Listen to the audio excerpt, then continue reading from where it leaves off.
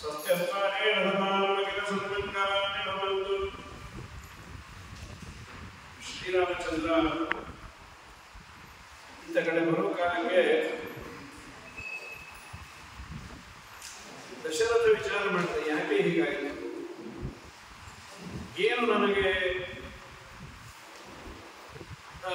ಪ್ರಾಚೀನ ಕರ್ಮವೋ ಅಥವಾ ಈ ಜನ್ಮದಲ್ಲಿ ಮಾಡಿದ್ದೋ ಏನೋ ಮಾಡಿದ್ದಕ್ಕೆ ಇಷ್ಟ ಆಗಿದೆ. ಆಗ ಅವನಿಗೆ ನೆನಪಾಯಿತು, ಸಣ್ಣ ವಯಸ್ಸಿನಲ್ಲಿ ನಾನು ಬಾಣವನ್ನು ಬಿಟ್ಟೆ, ಶಬ್ದವೇದಿ ಅನ್ನೋ ಬಾಣದಲ್ಲಿ ನಾನು ನೈಪುಣ್ಯವನ್ನು ಸಂಪಾದನೆ ಮಾಡಿದ್ದೆ. ಅದರ ದುರಂತ ನಾನು ಒಂದು ಪ್ರಾಣಿ ಅಂತ ಹೇಳಿಬಿಟ್ರೆ ಅದು ಶ್ರವಣಕುಮಾರನಿಗೆ ತಗಲಿದ್ದು. ಶ್ರವಣಕುಮಾರನ ತಂದೆ ತಾಯಿಗಳು ಶಾಪ ಕೊಟ್ಟರು. ಹಾಗಾಗಿ ನಿನಗೂ ಮರಣಕಾಲದಲ್ಲಿ ಮಕ್ಕಳು ಸಮೀಪದಲ್ಲಿ ಇರೋದು ಬೇಡ ಅಂತ, ಅದಕ್ಕೆ ಹೀಗಾಗಿದೆಯೋ ಏನು ಅಂತ ರಾಮಾಯಣದ ಘಟನೆಯನ್ನ ತಗೊಳ್ಳೋದಿಲ್ಲ. ಸದಾಚಾರ ಸ್ಮೃತಿಯ ಟಿಪ್ಪಣಿಯಲ್ಲಿ ಶ್ರವಣಕುಮಾರನ ಘಟನೆಯನ್ನು ತಗೊಂಡಿದ್ದಾರೆ. ಅದ್ಭುತವಾಗಿದೆ. ಅಲ್ಲಿ ಬಿದರಳ್ಳಿ ಶ್ರೀನಿವಾಸ ತೀರ್ಥರು ಪ್ರಾಯ ಅನೇಕೋತ್ಸವ ಟಿಪ್ಪಣಿ ಅವರೊಂದು ಪ್ರಶ್ನೆಯನ್ನು ಮಾಡಿಕೊಂಡಿದ್ದಾರೆ. ದೇಹದ ಮೇಲೆ ಪರಮಾತ್ಮನ ಚಿಹ್ನೆಗಳನ್ನು ಧಾರಣೆ ಮಾಡಬೇಕೋ ಬೇಡ? ನಾವೇನು ಮುದ್ರೆಗಳನ್ನು ಧಾರಣೆ ಮಾಡ್ತೇವೆ, ಇಲ್ಲ ಬೇಡ ಅಂತ ಕೆಲವರ ವಾದ ಇದೆ. ಕೆಲವರ ಅಂದ್ರೆ ಅದ್ವೈತದ ಧರ್ಮಶಾಸ್ತ್ರದಲ್ಲಿ ಧರ್ಮಶಾಸ್ತ್ರವನ್ನ ವಾಕ್ಯಾರ್ಥ ಮಾಡುವುದು. ದೊಡ್ಡ ಧಾರಣೆ ಬಗ್ಗೆಯೂ ಬಹಳಷ್ಟು ದೊಡ್ಡ ವಾಕ್ಯಾರ್ಥ ಇದೆ. ವಿಜೇಂದ್ರ ಸ್ವಾಮಿಗಳು ಅದರ ಬಗ್ಗೆ ಒಂದು ಗ್ರಂಥವನ್ನು ಬರೆದು ಆ ಕಾಲದಲ್ಲಿ ಏನು ಪ್ರಮಾಣವನ್ನು ಕೊಟ್ಟರು, ಪವಿತ್ರಂ ದೇವಿಗತಂ ಬ್ರಹ್ಮಣತ್ವೇ ಪ್ರಪುರ್ಗಾತ್ರಾಣಿ ಮಹೇಶ್ ವಿಶ್ವತಃ ವೇದವೀತವಾದ ಕರ್ಮವನ್ನು ಮಾಡಬೇಕು, ವೇದದಲ್ಲಿ ತತ್ವಮುದ್ರಾಧಾರಣೆಗೆ ಏನು ಹೇಳಿಲ್ಲ ಅಂದಾಗ ವಿಜೇಂದ್ರ ಸ್ವಾಮಿಗಳು ತಕ್ಷಣ ಹೇಳಿದ್ದು ಪವಿತ್ರಂ ದೇವಿಗತಂ ಬ್ರಹ್ಮಣತ್ವೇ. ಈ ವಾಕ್ಯ ಉಂಟು, ಅತಪ್ತ ತನೋಹೋ ನಟನಾಮೋ ಅಶ್ರುತೆ. ತನು ಅಂದ್ರೆ ದೇಹ, ತಪ್ತ ಅಂದ್ರೆ ಕಾದದ್ದು. ಅತಪ್ತ ತನು ಕಾಯಿಸಿಕೊಳ್ಳದ ದೇಹದಲ್ಲಿ ಪುಣ್ಯ ನಿಲ್ಲೋದಿಲ್ಲ. ಹೇಗೆ ಅಡಿಕೆಯನ್ನ ಮಾಡಿದಾಗ ಅದನ್ನ ಹೀಟ್ ಟ್ರೀಟ್ಮೆಂಟ್ ಪರ್ಟಿಕ್ಯುಲರ್ ಟೆಂಪರೇಚರ್ಗೆ ಹೀಟ್ ಮಾಡಲಿಲ್ಲ ಅಂದ್ರೆ ಅದರಿಂದ ನೀರು ಸುರಿದು ಹರಿದು ಹೋಗುತ್ತೆ.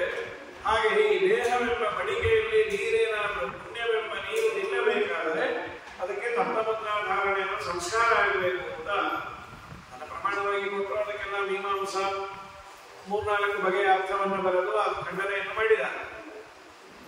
ಇದರಲ್ಲಿ ಶ್ರೀನಿವಾಸ ತೀರ್ಥರು ಈ ಒಂದು ಪೂರ್ವಪಕ್ಷವನ್ನು ಮಾಡಿಕೊಂಡಿದ್ದಾರೆ. ಅನೇಕೋತ್ಸವ ಸದಾಚಾರ ಸ್ಮೃತಿಯ ಟಿಪ್ಪಣಿ. ಸಪ್ತಮುದ್ರಾಧಾರಣೆಯನ್ನ ಮಾಡಬೇಕು ಬಿಡಬೇಕು? ಅಗ್ನಿಪುರಾಣದ ಮಾತು. ಅಗ್ನಿಪುರಾಣದಲ್ಲಿ ಈ ಯುದ್ಧದಲ್ಲಿ ತಗೊಂಡಿದ್ದಾರೆ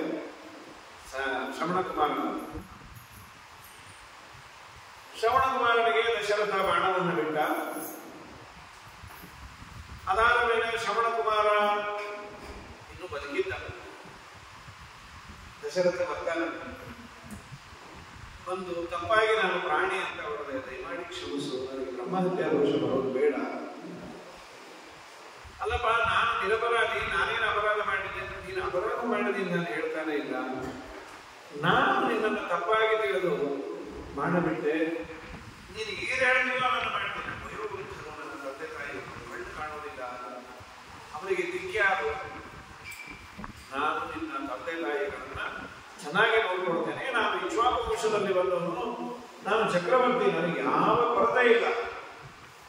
ಸರಿ, ನನ್ನ ಅಪ್ಪ ಅಮ್ಮನ ಚೆನ್ನಾಗಿ ನೋಡ್ಕೊಳ್ತೇನೆ ಅನ್ನೋದಾದ್ರೆ ನಿನಗೆ ಯಾವ ದೋಷ ಬರೋದು ಬೇಡ. ನಾವು ಪ್ರಾಣ ಬಿಟ್ಟ. ಇದಾದ ಮೇಲೆ ನೀರು ಕೊಡುವಂತಿದ್ದ ಅವನು ಯಾವುದೋ ಪರ್ಣ ಪಾತ್ರೆಯಲ್ಲಿ ಒಂದು ಎಲೆಯಿಂದ ಪಾತ್ರೆ ಮಾಡಿ ನೀರನ್ನು ತೆಗೆದುಕೊಂಡು ಹೋಗ್ತಾನೆ. ತಂದೆ ತಾಯಿ ಪ್ರಲಾಪವನ್ನು ಮಾಡ್ತಾನೆ. ಏನೋ ಶ್ರವಣ, ನೀರು ಬೇಕು ಅಂತ ಕೇಳಿದ್ರೆ ಇಷ್ಟೊಂದು ಮಾಡೋದ? ಅವ್ರು ಗೊತ್ತಿಲ್ಲದೆ ಸಂಕಟ ಪ್ರಾರಂಭ ಆಗಿದೆ. ನೀರು ಎಲ್ಲಿರುತ್ತೋ ಅಲ್ಲಿ ನಮ್ಮನ್ನು ಇಳಿಸ್ಬೇಕು. ನೀರೆಲ್ಲೋ ಈಗಾಗಲೇ ಗತಿ ಏನು ಮಾತಾಡ್ತಾ ಇಲ್ಲ ದಶರಥ. ಯಾಕೆ ಮಾತಾಡ್ತಾ ಇಲ್ಲ? ಮಾತಾಡೋದು. ನೀರನ್ನ ಹತ್ರ ಇಟ್ಟ, ನೀರಿನ ಪಾತ್ರ. ಅದು ಶ್ರವಣಕುಮಾರನ ಅಪ್ಪನಿಗೆ ಇವನ ಕೈ ತೆಗೆದು ಪಾತ್ರ ತಗೊಳ್ಬೇಕಾದ್ರೆ, ನೀನು ನನ್ನ ಶ್ರವಣ ಅಲ್ಲ, ನೀನು ಯಾರು ಹೇಳುವಂತ. ಇಲ್ಲದೆ ಇದ್ರು ಅವರಿಗೆ ಸೆನ್ಸು ಈ ತೊಗೀಂದ್ರಿಯದಿಂದ ಆಗತ್ತೆ. ನೀನು ನನ್ನ ಶ್ರವಣ ಅಲ್ಲ, ಯಾರು ಹೇಳು? ನಾನು ನಿನ್ನ ಶ್ರವಣ ಅಲ್ಲ, ನಾನು ನನ್ನ ಶ್ರವಣನನ್ನು ನೋಡಬೇಕು. ನೀನು ಯಾರು? ನನ್ನ ಶ್ರವಣ ಇಲ್ಲಿ ಏನು? ಅವನು ವಿಲನ ಆಗ್ಬೇಕು, ಅವನು ಭೇಟಿ ಆಗ್ಬೇಕು. ನನಗೇನೋ ಅಪಶಕುನ ಅನ್ನಿಸ್ತಾ ಇದೆ. ನಿನ್ನ ಶ್ರವಣದ ಭೇಟಿ ನನ್ನ ಪರಲೋಕದಲ್ಲೇ ಆಗುತ್ತೆ ಅಂತ ಹೇಳಲೇಬೇಕು, ಅನಿವಾರ್ಯ. ಪಾಪಿ ಅಂತ ಮಾತಾಡ್ತಾ ಇದ್ದೀನಿ. ಯಾರು ನೀನು? ಏನಾಯ್ತು ಅವನಿಗೆ? ದಯಮಾಡಿ ಹೇಳು. ಅವನನ್ನು ಕೊಂದ ಪಾಪಿ ನಾನೇ. ಆದರೆ ಇದು ಬೇಕಂತ ಕೊಂಡದ್ದು. ಅವನನ್ನ ನನ್ನ ಶ್ರವಣ ಹಸುವಿನಂತಹ ಕೂಸಲು. ಅವನೇನು ಅಪರಾಧ ಮಾಡಿದ್ದ? ಅವನೇ ಕೊಂದಿದ್ದೆ. ನಾನು ಕೊಲ್ಲಬೇಕು ಅಂತ ಅವನಲ್ಲ, ಯಾವುದೋ ಪ್ರಾಣಿ ಅಂತ ಮಾಡಿಬಿಟ್ಟೆ. ಅವನು ಸತ್ತ. ಸರಿ, ಇವರು ಕ್ಷಮಿಸುವ ಮುಂಚೆ ಶ್ರವಣ ಕುಮಾರ ಅಪ್ಪ ದಶರಥನಿಗೆ ಶಾಪ ಕೊಡುವ ಮುಂಚೆ ನನಗೆ ಇಡೀ ವಯಸ್ಸಿನಲ್ಲಿ ಇವತ್ತೋ ನಾಳೆಯೋ ನಾನು ಸಾಯುವ ಸ್ಥಿತಿಯಲ್ಲಿದ್ದೇನೆ. ನನ್ನ ಕಣ್ಣೆದರಿಗೆ ಅಕಾಲಿಕ ಮರಣ, ಕಾಲಿಕ ಮರಣ ಬಂತು ಅಂತಾದ್ರೆ ಏನು ಹಾಳಾಗೋಗ್ಲಿ, ಅವನಿಗೆ ಆಯುಷ್ಯ ಇಷ್ಟೇ ಇತ್ತು ಅಂತ ಯಾವುದೋ ಒಬ್ಬ ವ್ಯಕ್ತಿ ಇವನನ್ನ ಪ್ರಾಣಿ ಅನ್ಕೊಂಡು ಬಾಣ ಬಿಡಬೇಕಾದ್ರೆ, ಈ ನೋವನ್ನು ನಾನು ಅನುಭವಿಸಬೇಕಾದ್ರೆ ಇದರ ಹಿಂದೆ ಅವನು ಪಾಪ ಇರಬೇಕು. ನಿಮಿತ್ತ ಮಾತ್ರ ಏನು ಪಾಪ ಇರಬಹುದು? ಒಂದೆರಡು ಅಂಶವನ್ನ ಹೇಳ್ತಾನೆ. ಅವರು ರಿಯಲೈಸ್ ಮಾಡಿಕೊಳ್ಳೋದು, ಹೀಗೆ ನಾನು ಮಾಡಿದ್ದಕ್ಕಾಗಿ ಆಗಿರಬಹುದಾ, ಹೀಗೆ ಮಾಡಿದ್ದಕ್ಕಾಗಿ ಆಗಿರಬಹುದು. ಏನು ಅಂದ್ರೆ, ನಾನು ಯಾವುದೋ ಒಂದು ದೇವಸ್ಥಾನಕ್ಕೋ ಎಲ್ಲೋ ಹೋದಾಗ ದೇವರ ಪ್ರತಿಮೆಯನ್ನ ನೋಡಿ ಪ್ರತಿಮೆಯನ್ನೇ ದೇವರು ಅನ್ಕೊಂಡ. ಪ್ರತಿಗೆ ನಹಿ ಸಹ, ಪ್ರತಿಮೆಯನ್ನೇ ದೇವರು, ಪ್ರತಿಮೆಯನ್ನೇ ದೇವರ ಸನ್ನಿಧಾನ, ಜಡವಾದ ಪ್ರತಿಮೆಯನ್ನೇ ದೇವರು ಅಂದುಕೊಂಡು ಏನೋ ಆ ಪಾಪಕ್ಕಾಗಿ ಹೀಗಾಯಿತೋ ಏನೋ. ಅಥವಾ ಯಾವುದೋ ಒಬ್ಬ ವೈಷ್ಣವ ಪರಮಾತ್ಮನ ಚಿಹ್ನೆಗಳನ್ನು ದೇಹದ ಮೇಲೆ ಹಾಕಿಕೊಂಡು ಬರ್ತಾ ಇದ್ದ. ಸ್ಪಷ್ಟವಾಗಿ ಚಿಹ್ನೆಗಳು ಕಾಣಿಸ್ತಾ ಇದೆ, ಶಂಖ ಚಕ್ರ ಗದಾ ಪದ್ಮಗಳು. ಅವನ ಪರಿಚಯವೂ ಇಲ್ಲ. ಇವನ್ನೇನು ನಾನು ಮಾತಾಡಿಸೋದು ಅಂತ ದುರಹಂಕಾರದಿಂದ ಅವನಿಗೆ ನಮಿಸಬೇಕು. ನಾನು ಮುಂದುವರೆದಕ್ಕೆ ಹೀಗಾಗಿಯೋ ಏನು. ಅವನು ನನಗೆ ಗೊತ್ತಿಲ್ಲದೆ ಇದ್ದು ಅವನ ದೇಹದ ಮೇಲಿರುವ ಚಿಹ್ನೆಗಳು ದೇವರು ಅನ್ನೋದು ನನಗೆ ಗೊತ್ತಲ್ವಾ. ಅದಕ್ಕೆ ನಾನು ಕೈಯಲ್ಲಿ ನಮಸ್ಕಾರವನ್ನು ಮಾಡಬೇಕಾಗಿತ್ತು. ನಾನು ನಮಸ್ಕಾರವನ್ನು ಮಾಡದೇ ಇದ್ದದ್ದಕ್ಕಾಗಿ ಇಳಿ ವಯಸ್ಸಿನ ನನ್ನ ಕಣ್ಣೆದರಿಗೆ ಎಳೆ ವಯಸ್ಸಿನ ನನ್ನ ಮಗ ತೀರಿ ಹೋದ್ಲು ಏನು ಅಂತ ವಿಲಾಪವನ್ನು ಮಾಡ್ತಾನೆ. ಆಮೇಲೆ ಶಾಪ ಕೊಟ್ಟ. ಅವರು ಶ್ರೀನಿವಾಸ ತೀರ್ಥರು ಶಾಪದ ಪ್ರಸಂಗವನ್ನು ತಗೊಂಡಿಲ್ಲ. ಇನ್ಯಾರೋ ದೇಹದ ಮೇಲೆ ದೇವರ ಚಿಹ್ನೆಯನ್ನ ಹಾಕಿಕೊಂಡು ಬಂದಾಗೆ ನಾವು ನಮಿಸದೇ ಇದ್ರೆ ಇಷ್ಟು ಅರ್ಥ ಇದೆ ಅಂದ ಮೇಲೆ, ನೀವು ದೇವರ ಚಿಹ್ನೆಗಳನ್ನ ದೇಹದ ಮೇಲೆ ಧಾರಣೆ ಮಾಡಬೇಕೋ ಬಿಡಬೇಕು ನೀವೇ ಡಿಸೈಡ್ ಮಾಡ್ಕೊಳ್ರಿ ಅಂತ. ಅಂದ್ರೆ ಹಾಕೊಳ್ಳೇಬೇಕು ಅನ್ನೋದು ತಾತ್ಪರ್ಯ. ಅದಕ್ಕೆ ಅಷ್ಟು ಮಾಲಿನ್ಯತೆ ಇದೆ ದೇವರ ಚಿಹ್ನೆಗಳನ್ನ. ಎಲ್ಲರೂ ಹೇಳಿದ್ರು, ಕಮಲನಾಭನ ಚಿಹ್ನೆಯನ್ನು ಧರಿಸಿಕೊಂಡು ಬೆರೆಯೇರೋ ಯಮನ ಭಟರು ನೋಡಿ ಅಂದಿ ಅಡವಿ ಸೇರುವರು. ಕೃಷ್ಣ ಕೃಷ್ಣ ಕೃಷ್ಣ ಎಂದು ಮುರುವಾನೆ ನೆಲೆಯಿರೋ. ವಾದಿರಾಜರು ಅಂತ ದ್ವಾರಾವತಿಯ ಗೋಪಿ ಚಂದನದಿಂದ ಅಂತೂ ಅವರು ಒಂದು ಮಾತು ಈ ಕಾಲಕ್ಕೆ ಆಪ್ಟಾಗೋದು ಹೇಳಿದ್ರು. ದ್ವಾರಾವತಿ ಗೋಪಿ ಚಂದನನೇ ಹಂಚ್ಕೊಡಿ. ಎಲ್ಲ ಲೋಕಲ್ ಗೋಪಿ ಚಂದನ ಬರ್ತಾ ಇದ್ರೆ ಆದ್ರಿಂದ ವಾದಿರಾಜರು ಅದನ್ನ ಹಾಗೆ ಎಚ್ಚೆತ್ತು ಹೇಳಿದ್ದಾರೆ. ದ್ವಾರಾವತಿಯ ಗೋಪಿ ಚಂದನದಿಂದ ಶ್ರೀರಮಣನವರ ಪುಂಡ್ರಂಗಣಧರಿಸೆಂದೆಂದು ವೀರ ವೈಷ್ಣವ ಗುರುವ ವೀರ ವೈಷ್ಣವ ಗುರುವ ಸೇರಿ ಸಂತನ್ನ ಸುಂದರಶನ ಶಂಕರಧಾರಣೆಯನು ಭುಜಯುಗಗಳು ಮಾಡಿ ಪುರಾರಿಯ ಮಂತ್ರವ ಅವರಿಂದಲೇ ಕೇಳಿ ಒಂದೇ ಜಪಿಸುತ್ತಿರು, ನೀ ಮನದಲ್ಲಿ ಜಪಿಸುತ್ತಿರು. ನಾರಾಯಣನ ನೆನೆ ಮನವೇ ನಾರಾಯಣನ ನೆನೆ ನಾರಾಯಣನ ಮನ್ನಿಸುವರಣಿಸು ಆರಾಧನೆಗಳ ಮಾಡುತ್ತ ಪಾಡುತ್ತ ನೀರಾಜನದಿಂದರ್ಚಿಸು ಮೆಚ್ಚಿಸು ಪಾರಾಯಣ ಪ್ರಿಯನ ಪಾರಾಯಣ ಪ್ರಿಯನ ರಾಜನೊಬ್ಬರು. ಹಾಗಾಗಿ ದೇವರ ಚಿಹ್ನೆಗಳನ್ನು ದೇಹದ ಮೇಲೆ ಹಾಕಿಕೊಂಡಿದ್ದು ಆ ಸಂದರ್ಭದಲ್ಲಿ ಇನ್ಫಾರ್ಮೇಶನ್ ಯಾರಾದರೂ ಚೆನ್ನಾಗಿ ಧಾರಣೆ ಅಥವಾ ಭಗವಂತನ ಚಿಹ್ನೆಗಳಿಂದ ಚಿಹ್ನಿತರಾಗಿದ್ದರೆ ಕೈ ಮಾನಸಿಕವಾಗಿ ಹೇಳ್ಕೊಟ್ಟವರಪ್ಪ ದೇವರ ರಥ ಅಂತ ಇವನು ಪ್ರಣಾಮ ಮಾಡ್ತಾನೆ. ದಶರಥ ಅಂದ ಈಶ್ವರಕ್ಕರು ಶುಭಾಶುಭ ಮೂಲ ಭಾವೈದೇಹ. ನೀವು ಇದು ಪುಸ್ತಕ ತಂದೆ 235 ಪೇಜಿನ ಪತ್ರ. ದಶರಥ ಈಶ್ವರಕ್ಕರು ಶುಭಾಶುಭ ಮೂಲಂ ಭಾವೈದೇಹ ಸುಖಾಸುಖ ಭೋಗಂ ಅತ್ರ ಜನ್ಮನಿ ಪರತ್ರ ಪುನರವ ತನ್ವಿದತ್ತ ಹಿ ನಿದರ್ಶನಮೇತತೆ. ಶುಭಾಶುಭ ಫಲಗಳಿಗೆ ಈಶ್ವರನೇ ಕಾರಣ. ಇನ್ ದ ಸೆನ್ಸ್ ನಾನು ಮಾಡಿದ ಕರ್ಮಗಳಿಗೆ ಸರಿಯಾದ ರೀತಿಯಲ್ಲಿ ನನಗೆ ಆ ಶುಭಕ್ಕೋ ಅಶುಭಕ್ಕೋ ಫಲವನ್ನು ಕೊಡೋದು ದೇವರೇ. ಅಂದರೆ ಎರಡು ಅಭಿಪ್ರಾಯ. ಕರ್ಮ ಮಾಡಿದರೆ ಅದನ್ನು ಉಣಬೇಕಾಗತ್ತೆ ಅನ್ನೋ ಒಂದು ಅಂಶದ ಜೊತೆಯಲ್ಲಿ ಅವೆಲ್ಲವೂ ಜಡವಾದದ್ದು ನಮ್ಮನ್ನ ಏನು ಮಾಡುವುದಿಲ್ಲ. ಶ್ರೀಮದಾಚಾರ್ಯರು ಪುಟ್ಟದಾಗಿ ಭಾವಿಸುತ್ತದೆ ನಚ ಕರ್ಮ ವಿಮಾ ಮನಕಾರಣ ಪ್ರಭುತೀಶಂ ಅಚಿತ್ತನು ತದ್ಧೀಯತಃ. ನನ್ನ ಇವತ್ತಿನ ಸ್ಥಿತಿಗೆ ಏನು ಕಾರಣ? ಸಹಜವಾಗಿ ನಾವು ಉತ್ತರ ಕೊಡೋದು ನನ್ನ ಕರ್ಮ. ಕರ್ಮನೇನ? ಹೌದು. ಕರ್ಮ ಅಲ್ವಾ? ಅಲ್ಲ. ಏನಿದು ಹೌದು ಅಲ್ಲ? ಸ್ವತಂತ್ರವಾಗಿ ಕರ್ಮ ಕಾರಣ ಅಲ್ಲ, ಅದು ಜಡ. ಕರ್ಮಾಧ್ಯಕ್ಷನಾಗಿ ಕರ್ಮ ನಿಯಾಮಕನಾಗಿ ದೇವರು ಅದನ್ನು ಆಕ್ಟಿವೇಟ್ ಆಗುವಂತೆ ಮಾಡ್ತಾನೆ.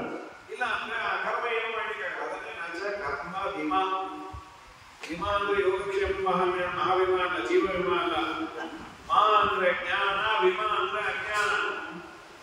ಕರ್ಮ ಅಜ್ಞಾನ. ಒಬ್ಬೊಬ್ಬರು ಒಂದೊಂದು ಕಾರಣ ಅಂತ. ಸಂಸಾರಕ್ಕೆ ಇರೋ ಕಾರಣ ಅಂದ್ರೆ ಕರ್ಮ ಕಾರಣ ಅಂತ ಮೀಮಾಂಸಕರು. ಅಜ್ಞಾನೋಪಾದಾನಕವಾದದ್ದು ಸಂಸಾರ ಅಂತ ಇನ್ನ ಕೆಲವರು. ಮಾಯಾವಾದವನ್ನ ಒಪ್ಪಿದವರು ಅಜ್ಞಾನ ಕಾರಣ ಅಂತ. ಹಾಗಾಗಿ ನಚ ಕರ್ಮ ವಿಮಾ ಮಲ ಕಾಲ ಗುಣ ಇನ್ನೇನೋ ಕೊಳಗು ಕಾಲ ಕಾರಣ ಅಂತ ಕೆಲವರು, ಗುಣಗಳು ಕಾರಣ ಅಂತ. ಇದ್ಯಾವುದೂ ಕಾರಣ ಅಲ್ಲ. ಯಾಕೆ ಅಂದ್ರೆ ಇವೆಲ್ಲವೂ ಅಚಿತ್, ಇವೆಲ್ಲವೂ ಜಡ. ಜಡವಾದದ್ದು ಚೇತನವನ್ನ ಸವಾರಿ ಮಾಡೋದಿಲ್ಲ. ಪ್ರಭುತೀಶಂ ಅಚಿಂತನು ತದ್ಧೀಯತಃ. ಹಾಗಾದ್ರೆ ಏನು? ಕರ್ಮ ಕಾರಣ ಅಲ್ವಾ? ಕರ್ಮವೇ ಕಾರಣ. ಕರ್ಮಕ್ಕೆ ನಿಯಾಮಕನಾಗಿ ದೇವರು ಅದು ಆಕ್ಟಿವೇಟ್ ಆಗುವಂತೆ ಮಾಡಿದ್ರೆ ಉಂಟು, ಇಲ್ಲ ಅಂದ್ರೆ ಇಲ್ಲ. ಚಿದಚಿತ್ತನು ಸರ್ವಮಸೌ ಹರಿ ಯಮಯೇದಿತಿ. ಯಮಯೇನ್ ನಿಯಮಯೇನ್ ವೈದಿಕಮಸ್ತಿ ವಚನ. ನೋಡುತ್ತೇನೆ ಸದಾಚಾರ ಸ್ತುತಿಯಲ್ಲಿ ಸ್ವರ್ತವ್ಯ ಸತತಂ ವಿಷ್ಣು ವಿಸ್ವರ್ತವ್ಯೋ ನ ಜಾತುಚಿತೆ ಸರ್ವೇ ವಿಧಿ ನಿಷೇಧಾಸ್ಯೋ ಏತೈಪೂರೇವ ಕಿಂಕರ ಅಂತ ಒಂದು ಪದ್ಯ. ಸ್ವರ್ತವ್ಯ ಸತತಂ ವಿಷ್ಣು, ವಿಷ್ಣುವನ್ನ ಸದಾ ಸ್ಮರಣೆ ಮಾಡಿ. ವಿಸ್ಮರ್ತವ್ಯ ನ ಜಾತುಚಿತೆ, ಎಂದೂ ಎಂದು ವಿಷ್ಣುವನ್ನ ದೇವರನ್ನ ಮರಿಬೇಡ. ಸರ್ವೇ ವಿಧಿ ನಿಷೇಧಾಸ್ಯು. ವಿಧಿ ಬೆಳಗ್ಗೆ ಪ್ರಾತಃಸ್ನಾನವನ್ನು ಮಾಡುವುದು, ದೇವರ ಪೂಜಾದಿಗಳನ್ನು ಮಾಡುವುದು, ಹಿರಿಯರಿಗೆ ವಂದನೆಯನ್ನು ಮಾಡುವುದು, ಇವೆಲ್ಲವೂ ವಿಧಿ. ಏನನ್ನ ಮಾಡಬೇಕು ಅಂತ ಹೇಳಿದರೆ ಇವೆಲ್ಲ ವಿಧಿ. ಇನ್ನು ನಿಷೇಧ, ಇದನ್ನು ಮಾಡಬೇಡ, ಕೆಲವು ಪದಾರ್ಥಗಳನ್ನು ಉಣಬೇಡ, ಅಯೋಗ್ಯರ ಸಹವಾಸವನ್ನು ಮಾಡಬೇಡ, ಯಾರಿಗೂ ಮೋಸ ಮಾಡಬೇಡ, ಇವೆಲ್ಲ ನಿಷೇಧ. ವಿಧಿಯನ್ನ ಮಾಡಿದಾಗ ಪುಣ್ಯ ಬರುತ್ತೆ, ನಿಷಿದ್ಧ ಕರ್ಮವನ್ನು ಮಾಡಿದಾಗ ಪಾಪ ಬರುತ್ತೆ. ಆದರೆ ವ್ಯಾಖ್ಯಾನಕಾರರು ವಿಧಿಯನ್ನ ಮಾಡಿದರೆ ಪುಣ್ಯ ಬರಬೇಕು ಅಂತ ಗ್ಯಾರಂಟಿ ಇಲ್ಲ, ನಿಷಿದ್ಧ ಕರ್ಮವನ್ನು ಮಾಡಿದರೆ ಪಾಪ ಬರಬೇಕು ಅಂತ ಗ್ಯಾರಂಟಿ ಇಲ್ಲ. ಯಾಕೆ? ನೀನು ಮಾಡುವ ಸಂದರ್ಭದಲ್ಲಿ ಹರಿಯ ಸ್ಮರಣೆಯನ್ನ ಮಾಡ್ತಾ ಏನಾದರೂ ವಿಧಿಯನ್ನ ಮಾಡಿದರೆ ನಿನಗೆ ಪುಣ್ಯ ಬರುತ್ತೆ. ಹರಿವಿಸ್ಮರಣೆಯ ಪುರಸ್ಸರವಾಗಿ ವಿಧಿಯನ್ನ ಮಾಡಿದರೆ ಪ್ರದಕ್ಷಿಣೆಯನ್ನ ಹಾಕಬೇಕು. ನಾನು ಅನ್ಕೊಂಡೇನೆ ದಿನಕ್ಕೆ 54 ಪ್ರದಕ್ಷಿಣೆಯನ್ನ ಹಾಕ್ತೇನೆ, ಅದೊಂದು ವಿಧಿ. ಆದರೆ ಪ್ರದಕ್ಷಿಣೆಯನ್ನ ಹಾಕ್ತಾ ಬಾಯಲ್ಲಿ ಏನು ಹರಿಯ ನಾಮದ ಉಚ್ಚಾರಣೆ ಇಲ್ಲ, ಹಾಗೆ ನನಗೆ ಪುಣ್ಯ ಇಲ್ಲ. ಇನ್ನೂ ವಿಚಿತ್ರ ಏನಂದ್ರೆ, ಯಾವುದೋ ಒಂದು ಮಾಡಬಾರದ ಕೆಲಸ ಮಾಡಿದೆ, ಮಾಡಬಾರದ ಕೆಲಸವನ್ನ ಮಾಡುವ ಸಂದರ್ಭದಲ್ಲಿ ಹರಿಯ ವಿಸ್ಮರಣೆಯಿಂದ ಮಾಡಿದ್ರೆ ಪಾಪ ಅಂತ, ಅದನ್ನೇ ಹರಿಸ್ಮರಣೆ ಪುರಸ್ಸರವಾಗಿ ಮಾಡಿದ್ರೆ ಪಾಪ ಇಲ್ಲ. ಚೆನ್ನಾಗಿದೆ. ನಾರಾಯಣ ಕೃಷ್ಣ ಗೋವಿಂದ ಅಂತೇಳಿ ಮರಳು ಮಾಡಿದ್ರೆ ಅದಕ್ಕೆ ಅದರ ಅಭಿಪ್ರಾಯ ಅರ್ಥ ಆಗಿಲ್ಲ. ಇದು ನಮಗಲ್ಲ, ದೇವತೆಗಳು ಮೇಲು ನೋಟಕ್ಕೆ ನಿಷಿದ್ಧ ಕರ್ಮಾಚರಣೆಯನ್ನು ಮಾಡಿದಂತೆ ತೋರಂತೆ ಇಂದ್ರದೇವರು ಅಹಲ್ಯೆಯನ್ನು ಗಮನ ಮಾಡಿದರು. ಇನ್ನು ಬೇರೆ ಬೇರೆ ದೇವತೆಗಳು ಮೇಲು ನೋಟಕ್ಕೆ ಕಥೆಯನ್ನು ನೋಡಿದಾಗ ದೇವತೆಗಳು ತುಂಬಾ ನಿಷಿದ್ಧ ಕರ್ಮವನ್ನು ಆಚರಣೆ ಮಾಡಿದಂತೆ ತೋರುತ್ತೆ. ಅವರಿಗೆ ಪಾಪ ಬರಲಿಲ್ಲ. ಯಾಕೆ ಬರಲಿಲ್ಲ? ಹರಿಯ ವಿಸ್ಮರಣೆಯಿಂದ ಅದನ್ನು ಮಾಡಿಲ್ಲ. ಇದು ದೇವರು ನನಗೆ ಕೊಟ್ಟ ಡ್ಯೂಟಿ ಅನ್ನುವ ಅನುಸಂಧಾನದಿಂದ ಇದೊಂದು ಭಗವಂತನ ಪೂಜೆಯನ್ನು ಮಾಡಿದ್ದರಿಂದ ಅವರಿಗೆ ಅದು ಪಾಪದಾಯಕ ಆಗುವುದಿಲ್ಲ. ಅದಕ್ಕೆ ಏತಯೋರೇವ ಕಿಂಕರಾಹ, ನೀನು ಮಾಡಿದ ವಿಧಿಯು ನಿನಗೆ ಪುಣ್ಯವನ್ನು ತರಬೇಕಾದ್ರೆ, ನಿಷಿದ್ಧ ಕರ್ಮವು ಪಾಪವನ್ನು ತರಬೇಕಾದ್ರೆ ಹರಿಯ ಸ್ಮರಣೆ ಹಾಗೂ ವಿಸ್ಮರಣೆಗಳು ಇದ್ದರೆ ಅದು ನಿನಗೆ ಪುಣ್ಯ ಹಾಗೂ ಪಾಪವನ್ನ ಕೊಡುತ್ತೆ. ಇಲ್ಲ ಅಂದ್ರೆ ಅದು ಹರಿಯ ಸ್ಮರಣೆ ಹಾಗೂ ವಿಸ್ಮರಣೆಯ ಕಿಂಕರರಂತೆ. ಕಿಂಕರರು ಅಂತ ಕೆಲಸ ಮಾಡೋರು, ಸರ್ವಿಸ್ ಮಾಡೋರು, ಅವರ ಆರ್ಡರ್ನಲ್ಲಿ ಅವರು ಹರಿಸ್ಮರಣೆ ಮಾಡಿದರೆ ಇವರು ಕಿಂಕರರು. ಇಲ್ಲಾಂದ್ರೆ ಅವರು ವ್ಯಾಖ್ಯಾನಕಾರರು ಕಿಂಕರೋತಿ, ಅವ್ರು ಏನ್ ಮಾಡ್ತಾರೆ ನಿನಗೆ ಹರಿಯ ಸ್ಮರಣೆಯನ್ನ ಮಾಡಿ. ಅದೇ ಇಷ್ಟೇ, ನೀನೇ ವಿಧಿಯನ್ನ ಮಾಡಬೇಕಾದರೂ ಯಾವುದೇ ಒಂದು ಸತ್ಕರ್ಮವನ್ನು ಮಾಡಬೇಕಾದರೂ ಹರಿಯ ಸ್ಮರಣೆಯ ಪುರಸ್ಸರವಾಗಿ ಮಾಡಿ, ನಿಷಿದ್ಧ ಕರ್ಮಾಚರಣೆಯನ್ನ ಅನಿವಾರ್ಯವಾಗಿ ಮಾಡುವ ಸಂದರ್ಭದಲ್ಲಿ ಸ್ವಾಮಿ ಇನ್ನೊಮ್ಮೆ ಇಂಥ ಕೆಲಸ ನನ್ನಿಂದ ಮಾಡಿಸ್ಬೇಡ ಅಂತ ಪಶ್ಚಾತ್ತಾಪದಿಂದ ಮಾಡಿ ಅಂತ ನಮ್ಮ ಲೆವೆಲ್ಲಿಗೆ, ದೇವತೆಗಳ ಲೆವೆಲ್ಲಿಗೆ ಅಪಿಚೇತ್ ಸುದುರಾಚಾರೋ ಭಜತೆ ಮಾಂ ಅನನ್ಯ ಭಾವ, ಗೀತೆಗೆ ಅದನ್ನ ಹೇಳಿದ್ರು. ಅವನು ಮಹಾ ದುರಾಚಾರ್ಯ ಆದರೂ ಅವನು ನಿರಂತರ ಭಗವಂತನ ಸ್ಮರಣೆ ಮಾಡಿದರೆ ಸಾಧುರೇವ ಸಮಂತವ್ಯ. ಆಚಾರ್ಯರಲ್ಲಿ ನಿಮಗಲ್ಲ ಹೇಳಿದ್ದು, ದೇವತೆಗಳಿಗೆ. ಆ ಅಭಿಪ್ರಾಯದಲ್ಲಿ ಸದಾಚಾರ ಸ್ಮೃತಿಯಲ್ಲಿ ಹೇಳುವುದು, ಹರಿಯ ಸ್ಮರಣೆಯ ಪುರಸ್ಸರವಾಗಿ ಮಾಡಿದ ವಿಧಿಯೇ ಪುಣ್ಯ ತರುತ್ತೆ, ಹರಿಯ ವಿಸ್ಮರಣೆಯ ಪುರಸ್ಸರವಾಗಿ ಮಾಡಿದ ನಿಷಿದ್ಧ ಕರ್ಮವೇ ಪಾಪವನ್ನು ತರುತ್ತೆ.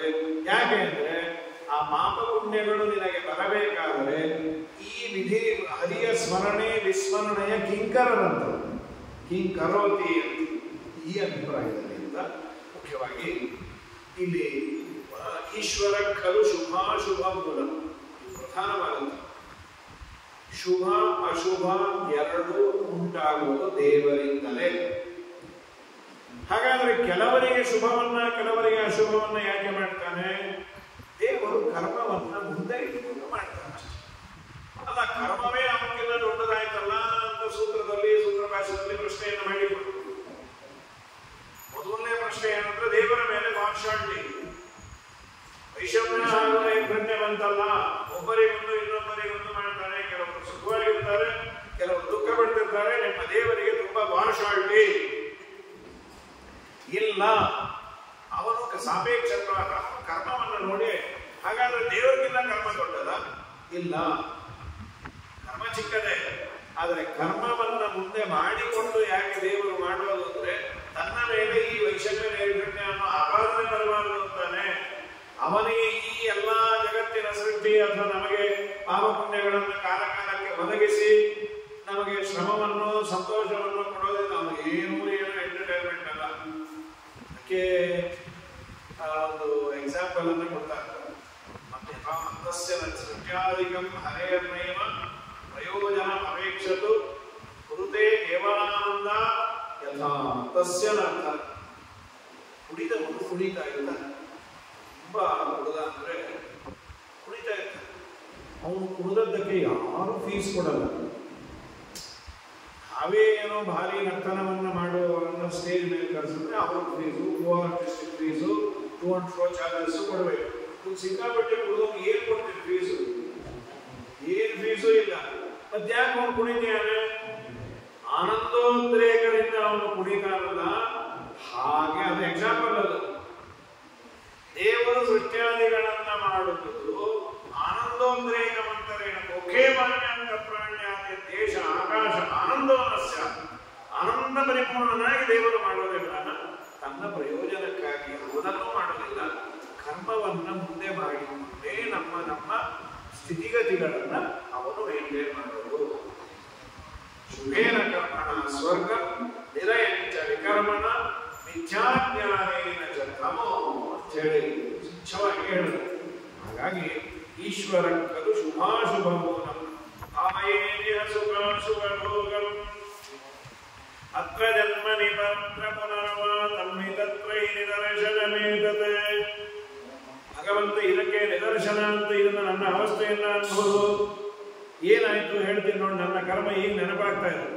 ಶಬ್ದವೇದ ಪಟುನ ಮೃಗಯಾಯ ತಿಷ್ಠದೋಷ ಶಿವನದ್ವಿಪಬುದ್ಧ್ಯ ಕುಂಭಮಂಭಸಿ ನಿಮಜ್ಜಿತ ಮಾತ್ರ ಸುದಿತೋ ನನ್ಮಯ ಮುನಿಸೂನು.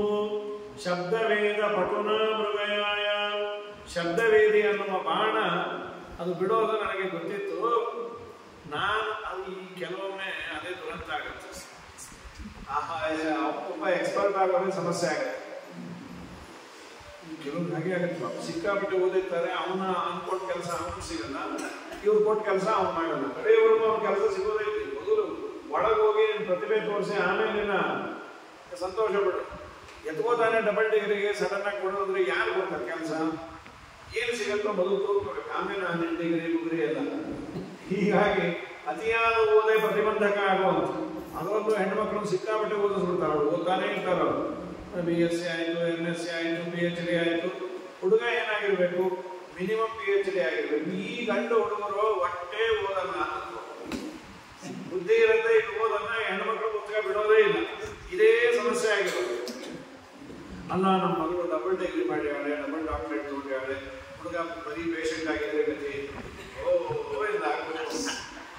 ಹಾಗಾಗಿ ಸಂಸಾರ ಮಾಡಬೇಕು. ಸಂಸಾರದಲ್ಲಿ ಸಾಮರಸ್ಯ ಇರಬೇಕು. ಖಂಡಿತ ಅವನು ಸಂಬಳ ಸಂಪಾದನೆ ಇದು ಬೇಕೇ ವಿನಃ ಏನ್ ಡಿಗ್ರಿ ಇದೆ ಅದು ಸಂಸಾರಕ್ಕೆ ಅಪ್ರಯೋಜಕವಾದ. ನೀನು ತೆಗೆದುಕೊಂಡಂತ ಎಷ್ಟೇ ಡಾಕ್ಟರೇಟ್ ತೆಗೆದುಕೊಂಡ್ರು ಸಂಸಾರದಲ್ಲಿ ಅದಕ್ಕೆ ಏನು ಪ್ರಯೋಜಕ ನಮ್ಮ ಜಗಳ ಆಡ್ಲಿಕ್ಕೆ ಒಂದು ಉಪಯೋಗ ಪಡ್ಕೊಂಡು ಇಂಥ ಓದಿದ್ದೀನಿ ನನಗೆ ನೀವು ಹೀಗಂದ್ರ ನಿಂಗಲ್ಲ ನಿಮ್ಮ ಅಪ್ಪಗೂ ಅನ್ಬೇಕು ಯಾಕೆ ಓದಿಸಿದ ಅಂತ ಇದು ಅಲ್ಲಿಗೆ ಶುರು ಆಗುತ್ತೆ. ಸೊ ವಿವೇಕ ತುಂಬ ಕಡಿಮೆ. ಯಾವುದು ಯಾತಕ್ಕೆ ಬೇಕು ಅದು ಪ್ರಧಾನವಾದ. ಜೀವನ ನಡೆಸಲಿಕ್ಕೆ ಬೇಕಾದಂಥ ವಿವೇಕ, ಸಂಯಮ, ಗಂಡ ಹೆಂಡತಿಯಲ್ಲಿ ಪರಸ್ಪರವಾದಂತಹ ಪ್ರೀತಿ ವಿಶ್ವಾಸಗಳು. ಓದು ಅದನ್ನು ನಮಗೆ ಎಲ್ಲಿ ಬೇಕು? ಅದು ಕೆಲಸಕ್ಕೆ ಸೇರಲಿಕ್ಕೆ ಬೇಕಾಗುತ್ತೆ. ಜ್ಞಾನದಿಂದ ಯಾವತ್ತು ಪ್ರಯೋಜನ ಇದೆ. ಅದು ಎಲ್ಲ ಫೀಲ್ಡಲ್ಲೂ ಅದು ಅಪ್ಲಿಕೇಬಲ್ ಅಲ್ಲ. ಪ್ರಕೃತದಲ್ಲಿ ನನಗೆ ಆ ಶಬ್ದವೇದಿ ಆ ಜ್ಞಾನ ಇದ್ದದ್ದೇ ಸಮಸ್ಯೆ ಆಯಿತು. ನಾನು ಉಷಕಾಲದಲ್ಲಿ ರಾತ್ರಿ ಕಾಲದಲ್ಲಿ ವನದ್ವೀಪ ಬುದ್ಧ, ಇದು ದ್ವೀಪ ಅಂದ್ರೆ ಆನೆ, ಆನೆ ಅನ್ನುವ ಬುದ್ಧಿಯಿಂದ ಮಾಡಬಿಟ್ಟರು. ಅಲ್ಲಿ ನೋಡಿದ್ರೆ ಸೂದಿತು ನನ್ನ ಮಯ ಮುನಿಸು, ಮುನಿಯ ಮಗ ಶ್ರವಣಕುಮಾರನಿಗೆ ಅಂತ ಹಾಕಿತ್ತು. ನಾನು ಸಾನುತಾಪಂ ಅವಲೋಕ್ಯ ವಿಷಣ್ಣಂ ಮಾಂತದ ಕರುಣಯ ಋಷಿಸೂನು ಶ್ಯಾಮ್ನದೇನ ವಿದುಷೋ ದ್ವಿಜಹತ್ಯ ರಾಘವೇದಿನಿಗಳ ದಿವಮಾಪ. ಅವನು ಪಾಪ ತುಂಬಾ ಒಳ್ಳೆಯವನು, ನಿನಗೇನ ದೋಷ ಬಂದಿಲ್ಲ, ನೀನು ಹೋಗು ಅಂತ ಹೇಳದ. ಅಂಧಯೋ ಸ್ಥವಿರಯೋ ಮುನಿಪಿತ್ರೋ ಪಾರ್ಶ್ವಮೇಕ ಸುತಯೋ ಅಹಮಾಪ್ಯ ಆರ್ಜವಂ ಪರಮವೇದ್ಯ ಶುಚಾಂತ ಪ್ರಾವರಂ ಬತ ಮುದಂತ ಮುದಂತ.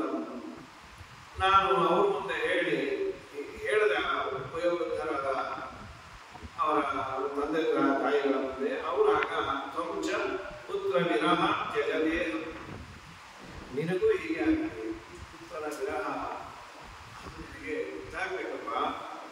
ನೀನು ಪುತ್ರ ವಿರಹದಿಂದಲೇ ದೇಹ ಬಿಡು, ನಿನ್ನ ಮರಣ ಕಾಲದಲ್ಲೂ ನಿನ್ನ ಮಕ್ಕಳು ನಿನ್ನ ಎದುರಿಗೆ ಇರೋದು ಬೇಡ.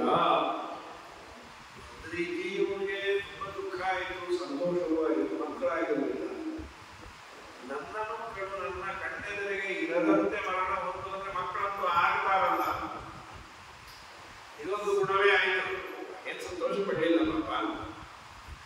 ಈಗ ನೆನಪಾಯ್ತು, ಅಯ್ಯೋ ಎಂತ ಕೆಲಸ ಮಾಡಿದೆ ನಾನು.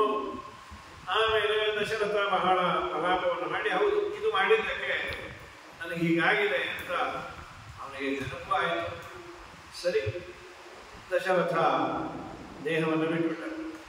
ವೈಷ್ಣವಂ ಬಸರಾಜ ರಾಜಹಂಸೈವ ನಿರ್ಮಲ ರೂಪಃ ತಚ್ಚರೀರಮಪಹಾಯ ಕೃತರ್ಥೋ ವೃಕ್ಷನೀಡಮಿವ ಭೀತಿ ಸನೀಡಂ.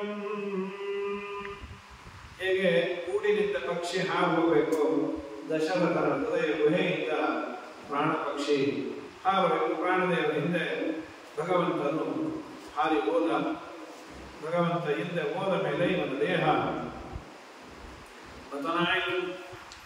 ಅದರ ಮೇಲೆ ಎಲ್ಲರೂ ವಿಲಾಪವನ್ನು ಮಾಡ್ತಾರೆ.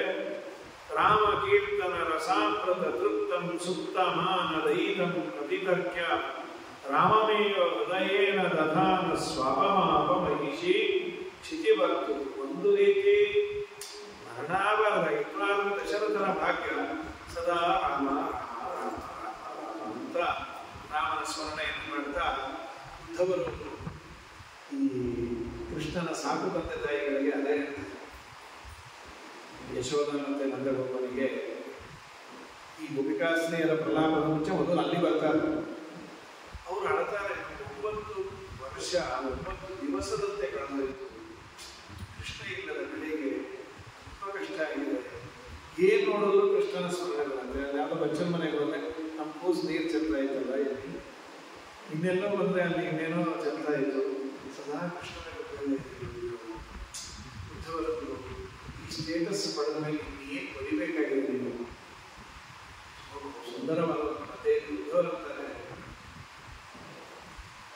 ಯಸ್ಮಿನ್ ಜನ ಪ್ರಾಣ ವಿಯೋಗ ಕಾಲ, ಪ್ರಾಣ ಪ್ರಯಾಣ ಆಗುವ ಮುಖ್ಯ ಪ್ರಾಣದೇವರು ದೇಹದಿಂದ ಹೋಗುವ ಜೀವಿ ಈ ದೇಹದಿಂದ ಪರಲೋಕಕ್ಕೆ ಯಾತ್ರೆ ಮಾಡುವ ಕಾಲದಲ್ಲಿ ಪರಮಾತ್ಮನ ನಾಮೋಚ್ಚಾರಣೆಯನ್ನು ಮಾಡಿದ ಪುಣ್ಯ ಅಂದರೆ ನಿಮಗೆ ಸದಾ ಕೃಷ್ಣನ ಗುಂಪು ಬಿಟ್ಟು ಬೇರೆ ಇಲ್ಲ.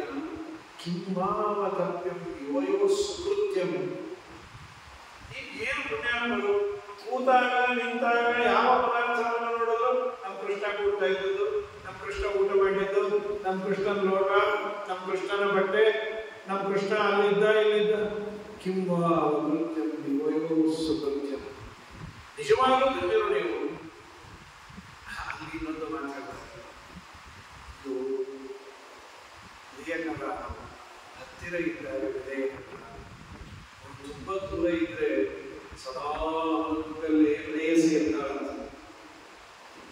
ಅವ್ರು ಯಾವಾಗ ಬರ್ತಾರೋ ಅದೇ ಬಂದ್ಬಿಟ್ರೆ ಬಂದೇ ಬಿಟ್ಟೆ ನೋಡಿ ಏನಂತ ಇದ್ದೇ ಇರ್ತಾರಲ್ಲ.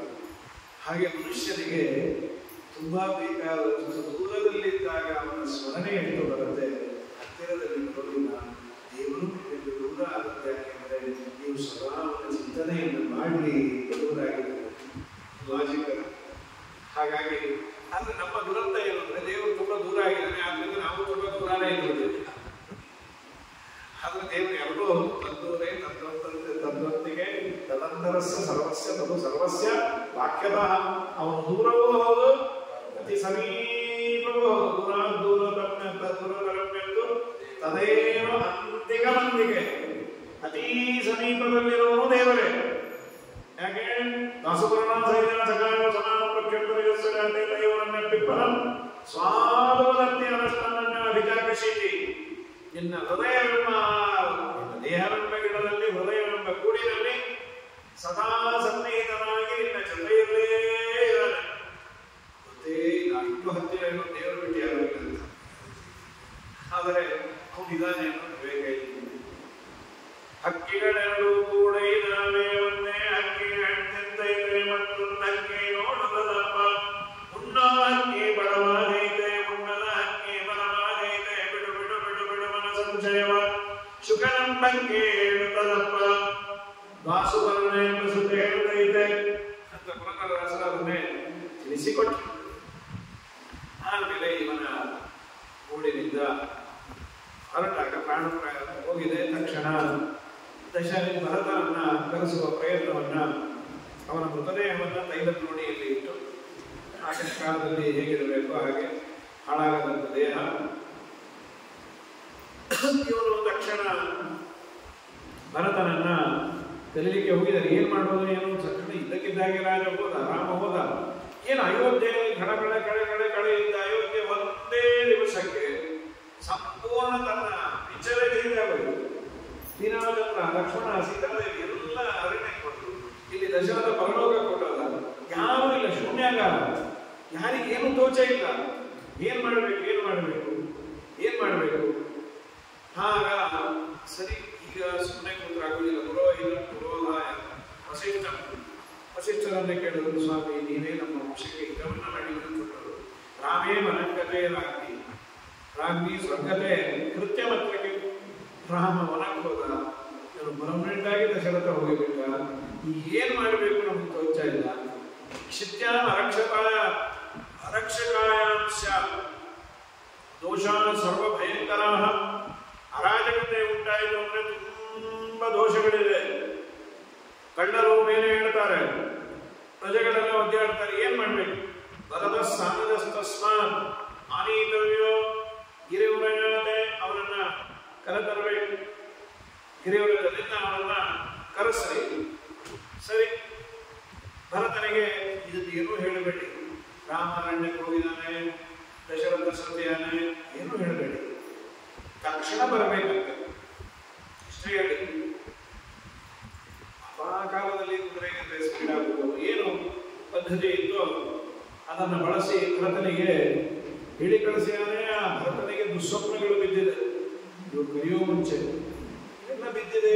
ಏನಾಗುತ್ತೋ ಏನು, ಏನೂ ಅಪಶಕುನ ಇದ್ದಾಗಿಲ್ಲ. ಯಾಂ ರಾತ್ರಿ ತತ್ರದೇ ತಾಮೇವ ಭರತೋಪ್ಯಥ ದುಸ್ವಪ್ನ ಅವಲೋಕ್ಯಾದು ಶೋಕಾದುರಿತ ಮಾನಸ ಸಾಗರಂ ಶುಷ್ಕಮದ್ರಾಕ್ಷಿ. ಏನು ಕಂಡ ಸ್ವಪ್ನದಲ್ಲಿ? ಸಮುದ್ರ ಎಲ್ಲ ಬತ್ತಿ ಹೋದಂತೆ. ಇವೆಲ್ಲ ಸ್ವಪ್ನದಲ್ಲಿ ಬಿದ್ದರೆ ತುಂಬಾ ಸಮಸ್ಯೆ ಆಗುತ್ತೆ ಅಂತ ಇವತ್ತು ಬೀಳ್ಬೋದು. ಏನು ತೊಂದರೆ ಇಲ್ಲ, ಕೇಳಿದ್ವಿ. ಇದನ್ನು ಕೇಳಿದ ಕೂಡ ಅನ್ಕೋತೀವಿ, ಸತ್ಯ ನಂಗೆ ಇವತ್ತು ನಿದ್ದೆ ಬರದೇ ಇದ್ರು ಪರವಾಗಿಲ್ಲ, ಸಾಗರ ಮತ್ತೊಂಥರ ನನ್ನ ಸ್ವಪ್ನ ಬೇಡ ಬೇಡ ಬೇಡ ಅಂದ್ರೆ ಅದೇ ನಾಳೆ ಪುರಾಣವೇ ಬಂದೋದು ಸಾಗರದಲ್ಲಿ. ಏನು ಆಗುತ್ತೆ ಸಂಸ್ಕಾರ ವರ್ಷ. ಇನ್ನೂ ಒಂದು ಅದಕ್ಕೊಂದು ಉಪಾಯವೂ ಇದೆ. ಏನದು ಔಷಧಿ? ಬೆಳಗ್ಗೆ ಕೂಡಲೇ ಗಜೇಂದ್ರ ಮೋಕ್ಷವನ್ನು ಪಾರಾಯಣ ಮಾಡಿದರೆ ಯಾವ ತೊಂದರೆ ಇಲ್ಲ. ಸಾಗರಂ ಶುಷ್ಕಮದ್ರಾಕ್ಷಿ ಚಂದ್ರಂ ಚ ಪತಿತಂ ಭೂಮಿ. ಚಂದ್ರ ಹಾಗೆ ಸಂಬಂಧ ಕೆಳಗೆ ಬಿದ್ದಂತೆ ಭೂಮಿ ಮೇಲೆ ಬಿದ್ದೋದ. ರಕ್ತಮಾಲ್ಯಂ ಸ್ವಪಿತರಂ ಭೂಮಯೇ ಮುಕ್ತಮೋದ್ಧಜಂ. ಕೆಂಪು ಮಾಲೆಯನ್ನ ಅವರ ಅಪ್ಪ ಹಾಕಿಕೊಂಡ ದಶರಥ. ಕೆಂಪು ಮಾಲೆಯನ್ನು, ಕೆಂಪು ಹೂವಿನ ಮಾಲೆ, ಈ ದಾಸವಾಳ ಕೆಂಪು ಇದ್ದು ಅದನ್ನು ಹಾಕೊಂಡು ಯಾರಿಗೆ ಸ್ವಪ್ನ ಬಿದ್ದರು ಅವರ ಕನ್ನಡಕ್ಕೆ ಹೊರಟಿದ್ದಾರೆ ಅಂತ. ಸ್ವಪಿತರಂ ಭೂಮಯೇ ಮುಕ್ತಮೋದ್ಧಜಮ್ಮೆ. ಭೂಮೈನಲ್ಲಿ ತಲೆ ಕೆದರಿಕೊಂಡು ಬಿದ್ದಿತ್ತು. ಪಿಬಂತಂ ತೈಲಂ ಅಸಕೃತ್. ತೈಲವನ್ನು, ಎಣ್ಣೆಯನ್ನ ಕುಡಿದಂತೆ. ಇವೆಲ್ಲವೂ ಸ್ವಪ್ನದಲ್ಲಿ. ಆಮೇಲೆ ಇನ್ನೂ ಏನು? ಪಿಬಂತಂ ತೈಲಂ ಅಸಕೃತೆ ಅಸತ್ತಂ ಕರವಾಲಮ್ಮೆ.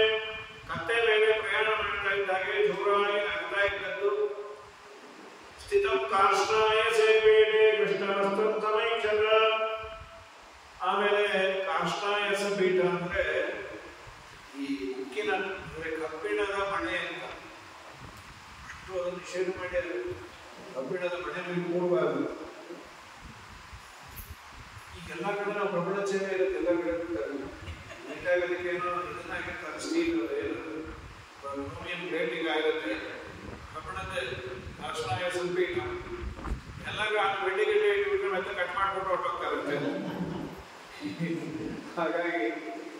ಕೃಷ್ಣಾಯಸ ಪೀಠದ ಮೇಲೆ ಪೂಜೆ ಪುರಸ್ಕಾರಗಳಿಗೆ ಕಬ್ಬಿಣದ ಪೀಠದ ಮೇಲೆ ಕೂಡುವಾಗ ಕೆಲವರಿಗೆ ಕೈಲಾಗ್ತದೆ. ಅದಕ್ಕಾಗಿ ಅವರು ದೇವರ ಮನೆಯಲ್ಲಿ ಒಂದು ಪೀಠವನ್ನು ಯಾರಾದರೂ ಹಾಗೆ ಕೂತು ಮಾಡೋದಂದ್ರೆ ಕಬ್ಬಿಣದ ಚೇರ್ ಹಾಕೋದು ಬೇಡ, ಒಂದು ಮರದ್ದು ಮಾಡಿಸಿ ಅಷ್ಟು ನಿಷೇಧ ಮಾಡಿದೆ. ಕೃಷ್ಣಾಯಸ ಪೀಠದ ಮೇಲೆ ಕುಳಿತ ಸ್ವಪ್ನ ಬಿದ್ದರೆ ಆ ಕೃಷ್ಣಾರ್ಪಣೆ ಆಗ್ಬಿಡ್ತಾನೆ, ಅಂದ್ರೆ ಪರ್ಮನೆಂಟ್ ಆಗ್ತದೆ ಇದೆ.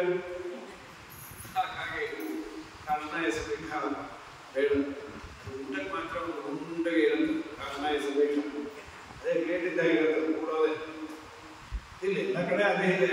ಮತ್ತು ಇವನಿಗೆ ಅದು ಪೀಠದಲ್ಲಿ ಕೃಷ್ಣ ವಸ್ತ್ರಂ ಸಮೈಕ್ಷತ, ಆಮೇಲೆ ಪೀಠದ ಮೇಲೆ ಕುಳಿತದ್ದನ್ನ ಕಪ್ಪು ವಸ್ತ್ರವನ್ನ ಧರಿಸಿದ್ದನ್ನ ನೋಡಿದ. ದುಸ್ವಪ್ನೇನ ಆಕುಲ ಪ್ರಾಪ್ತಾನ್ ದೂತ ಪದೇನ ತಾನೇ. ಇದು ನೋಡಿ ನಾನೇ ದೂತರ ಬಂತು, ನಾವು ಬರ್ಬೇಕಂದ್ರೆ ಎಲ್ಲ ಚೆನ್ನಾಗಿದಾರ, ಓ ಚೆನ್ನಾಗಿದಾರ, ಸರಿ ಹೊರಟಂತ ಬರೋಣ, ಏನಷ್ಟು ಅರ್ಜೆಂಟೋ ಏನೋ. ಸೀದಾ ಬಂದ ಅಯೋಧ್ಯೆಗೆ ಬಂದ್ರೆ ಅಯೋಧ್ಯೆಯಲ್ಲಿ ಯಾವ ಮನೆಯಲ್ಲೂ ಎಲ್ಲಿ ನೋಡಿದ್ರು ವಾತಾವರಣ ಸರಿಯಾಗೇ ಇಲ್ಲ. ಏನು ಕೈಕೇಯಿ ಹತ್ರ ಬಂದ್ಯ, ಕೈಕೇಯಿಗೆ ನಮಸ್ಕಾರ ಮಾಡಿದ. ಕೈಕೇಯಿ ಸಂತಮಾಲೋಕ್ಯ ಚಿರಪ್ರೋಷಿತಮಾಗತಂ ಮುಕ್ತಾಯ ಆಶ್ಲಿಷ್ಯ ಪ್ರಚರಂದು ನಾಂ ಕುಶಲಂ ಮುದ. ಕೈಕೇಯಿಯನ್ನ ಅಲಂಕರಿಸಿಕೊಂಡು ಅವಳು ಎಲ್ಲ ನಮ್ಮ ಆ ತವರ ಮನೆ ಅಮ್ಮ ತವರ ಮನೆ ಎಲ್ಲ ಚೆನ್ನಾಗಿದ್ದಾರ, ಸೋದರ ಮಾವ ಅವರೆಲ್ಲ. ಭರತಸ್ಥಾನ್ ಕುಶಲಿನ ಅವರೆಲ್ಲ ಚೆನ್ನಾಗಿದ್ದಾರಮ್ಮ, ನಮ್ಮ ತಂದೆ ನಮ್ಮ ಅಣ್ಣ ಇವರೆಲ್ಲ ಚೆನ್ನಾಗಿದ್ದಾರ, ನಿಮ್ಮ ತಂದೆ ಒಬ್ಬರು ಪಾಪ ಮುಂಚೆ ಬಿದ್ದವರು ಪಾಪ. ಏನಿದು ಇಷ್ಟು ಸರೀಸಾಗಿ ಹೇಳ್ತೀವಿ, ತಂದೆ ಹೊರಡೋದು ಏನೋ ಮಕ್ಕಳು ತುಮಕೂರು ಹೋದಾಗ ಏನಿದು ಅಂತ ಹೇಳಿ ಪುತ್ರಾಸ್ತೇಮಿತಾತಸ್ಯ ಒಂದೇ ಚರಣವಿಧಿ ತಾತತೆ ಸ್ವರ್ಗತಸ್ಥಾತು ಯಜ್ವಾಯುಗಳ ದಕ್ಷಿಣಃ ಇತಿ ಮಾತೃತೆ ಬಾಣೇನ ಭರತೋ ಮೂರ್ಛಿತೋ ಭವತೆ. ಕೈಕೇಯೋತ್ಥಾಪಿತ ಸಂಜ್ಞಾಂ ಸಂಸ್ಥಾಪ್ಯ ಪುರುಷರ್ಷಭಃ ಮೃತನ್. ಅವನ ಒಂದು ನೀರು ಗೀರೆಲ್ಲ ಹಾಕಿ ಎಬ್ಬಿಸಿ ಅಳ್ತಾ ಕೂತ್ಬಿಟ್ರೆ, ಅಮ್ಮ ಏನ್ ಹೀಗೆ ಮಾತಾಡ್ತಾ ಇದೆ? ಅಭಿಷೇಕ್ಷತೆ ಮೇತಾತೋ ಮೌನಂ ರಾಮಂ ಮಮಾದ್ವಗಂ ನಿತ್ಯೆ ಅಮ್ಮ ವಿದಿತ ಪ್ರಾಪ್ತೋ ಮತ್ತವಾನ್ಯೋ ಅಹಮಾಪದೆ. ಅಮ್ಮ ಇಷ್ಟು ಗಡಿಬಿಡಿಯಿಂದ ನನ್ನನ್ನು ಕರೆಸ್ತಾ ಇದ್ದಾರೆ ಅಂದ್ರೆ ನನ್ನ ರಾಮಚಂದ್ರನಿಗೆ ಪಟ್ಟಾಭಿಷೇಕ ಅರ್ಜೆಂಟ್ ಆಗಿ ಇಟ್ಕೊಂಡೆ, ಆ ಮುಹೂರ್ತ ಚೆನ್ನಾಗಿದೆ ಅಂತ ಅದಕ್ಕೆ ನಾನು ಹೇಳಿ ಕಳಿಸಿದ್ದಾರೆ. ನಾನು ನೋಡಿದ್ರೆ ನನ್ನ ತಂದೆ ಜ್ಯೇಷ್ಠಾಯ ಸರ್ವಶ್ರೇಷ್ಠಾಯ ರಾಮಾಯ ಸ್ವಾಮಿನೇ ಮಮ ಕೃಪಾಕರಾಯ ಗುರುವೇ ಬ್ರೂಹಿ ಮಾಂ ದಾಸಮಾಗತಂ. ಹೋಗ್ಲಿ, ನನ್ನ ಅಣ್ಣನಿಗೆ ನಿನ್ನ ದಾಸ ಬಂದ್ಯಾನ ಅಂತ ಹೇಳಿದ್ವಿ. ದಾಸ ಅನ್ನೋ ಪದವೇ ಬೇಜಾರಾಗಿತ್ತು. ಅವ್ರು ಹೇಳಿದ್ದೆ ನಿನ್ನ ಮಗ ದಾಸ, ಅವ್ರ ಮಗ ದಾಸ, ದಾಸನ ಮಗ ದಾಸ, ದಾಸ ದಾಸ ಅಂತ ಇವನೇ ಹೇಳ್ದ. ನನ್ನ ಅಣ್ಣನಿಗೆ ಹೇಳ್ರಿ ನಿಮ್ಮ ದಾಸ ಬಂದ್ಯಾನೆ. ಅವಾಪದೋಪಿ ನಶ್ಯಂತಿ. ಏನ ಅವನ ಭರತನ ಚಿಂತನೆ, ಅವನ ಅದ್ಭುತವಾದ ಯೋಗ್ಯತೆ. ಭವಾಪದೋಪಿ ನಶ್ಯಂತಿ ಯತ್ಪಾದಾಂಬುಜ ಸೇವಯಾ ತಸ್ಯ ರಾಮಸ್ಯ ನಾಮಸ್ಯ ಕುರ್ಯಾಂ ಪಾದಾಭಿವಂದನಂ. ದೇವರ ಪಾದಕ್ಕೆ ನಮಿಸ್ತೇನೆ. ಎಂಥ ಪಾದ ಅದು? ಭವಾಪದೋಪಿ ನಶ್ಯಂತಿ. ಸಂಸಾರವೆಂಬ ದೊಡ್ಡ ಆಪತ್ತನ್ನೇ ನೀಗಿಸುವಂತಹ ತಾಕತ್ವ ಪಾದಕ್ಕಿದೆ. ಸಣ್ಣ ಪುಟ್ಟ ಆಪತ್ತೇನಲ್ಲ, ಸಂಸಾರವನ್ನೇ ದೂರ ಮಾಡುವ ಪಾದ. ಯಾರು ಆ ಪಾದ ಕಮಲಗಳನ್ನ ಗಟ್ಟಿಯಾಗಿ ನಂಬಿದ್ದಾರೆ, ಪರಮಾತ್ಮ ಅವರ ಸಂಸಾರದಿಂದ ದೂರ ಮಾಡಿ ತನ್ನ ಪಾದವನ್ನೇ ಕೊಡ್ತಾನ. ಸ್ಮೃತಿ ಮಾತ್ರೇಣ ಭವಾಪಾವು. ಶ್ರೀಮದಾಚಾರ್ಯ ವಾಯುದೇವ ಪರಮಾತ್ಮನ ಪಾದವನ್ನ ಹಿಡಿದವರಿಗೆ ಹಾಗೆ. ಸ್ಮೃತಿ ಮಾತ್ರೇಣ ಭವಾಪ ವರ್ಗದಾತ್ರಿ ಕಥಮಪಿ ಅಮರ ಪ್ರಪಂಚೇಯು ಗಮನಾಸನ ಸಂಕಟಾದಿ ಲೀಲಾ. ಸ್ಮೃತಿ ಮಾತ್ರೇಣ ಭವಾಪ ವರ್ಗದಾತ್ರಿ ಅಪವರ್ಗದಾತ್ರಿ. ವಾಯುದೇವರು ಅವರಿಗೆ ಈ ತಾಕತ್ತು ಬಂದಂತೆ ಶ್ರೀಮದ್ ಕೃಷ್ಣಂದ್ರೆ ನಿಷ್ಠಾದಿಗಳು ಪ್ರಥಮ ಶ್ರೀಮದಾನಂದ ತೀರ್ಥತ್ರೈಲೋಕ್ಯಾಚಾರ್ಯ ಪಾದೋಜ್ವಲ ಜಲಜ ರಸತ್ಮಾಂಸವ ಅಸ್ಮಾನ್ ಪುನಂತ. ವಾಯುದೇವರ ಪಾದಕ್ಕೆ ನಮ್ಮ ಸಂಸಾರವನ್ನು ನೀಗುವಂತಹ ಯೋಗ್ಯತೆ ಬಂದದ್ದೇ ಆ ಪರಮಾತ್ಮನ ಪಾದಕಮಲಗಳನ್ನು ನಂಬಿದ್ದರಿಂದ, ಹಿಡಿದಿದ್ದರಿಂದ, ಅದನ್ನು ಧಾರಣೆ ಮಾಡಿದ್ದರಿಂದ. ಅದು ದೇವರ ಪಾದ ಏನು ಅದ್ಭುತವಾದ ಪಾದ ಅದು.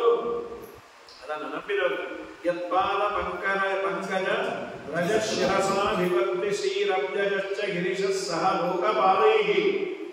ಬ್ರಹ್ಮಾದಿಗಳಿಂದ ವಂದ್ಯವಾದ ಪಾದ ಬ್ರಹ್ಮಾದಿಗಳು. ಅಥಾಪಿ ಯತ್ಪಾದ ನಕಾವಸೃಷ್ಟಂ ಜಗದ್ವಿರಿಜ್ಯೋಪ ಹೃದರಹಣಂತ ಶೇಷಂ ಪುನಃತ್ಯನ್ನತಮೋ ಮುಕುಂದ ಓ ನಾಮಲೋಕೆ ಭಗವತ್ ಪದಾರ್ಥ ಅಂತ ಚಾಲೆ ಮಾಡುತ್ತೆ ಭಾಗವತ.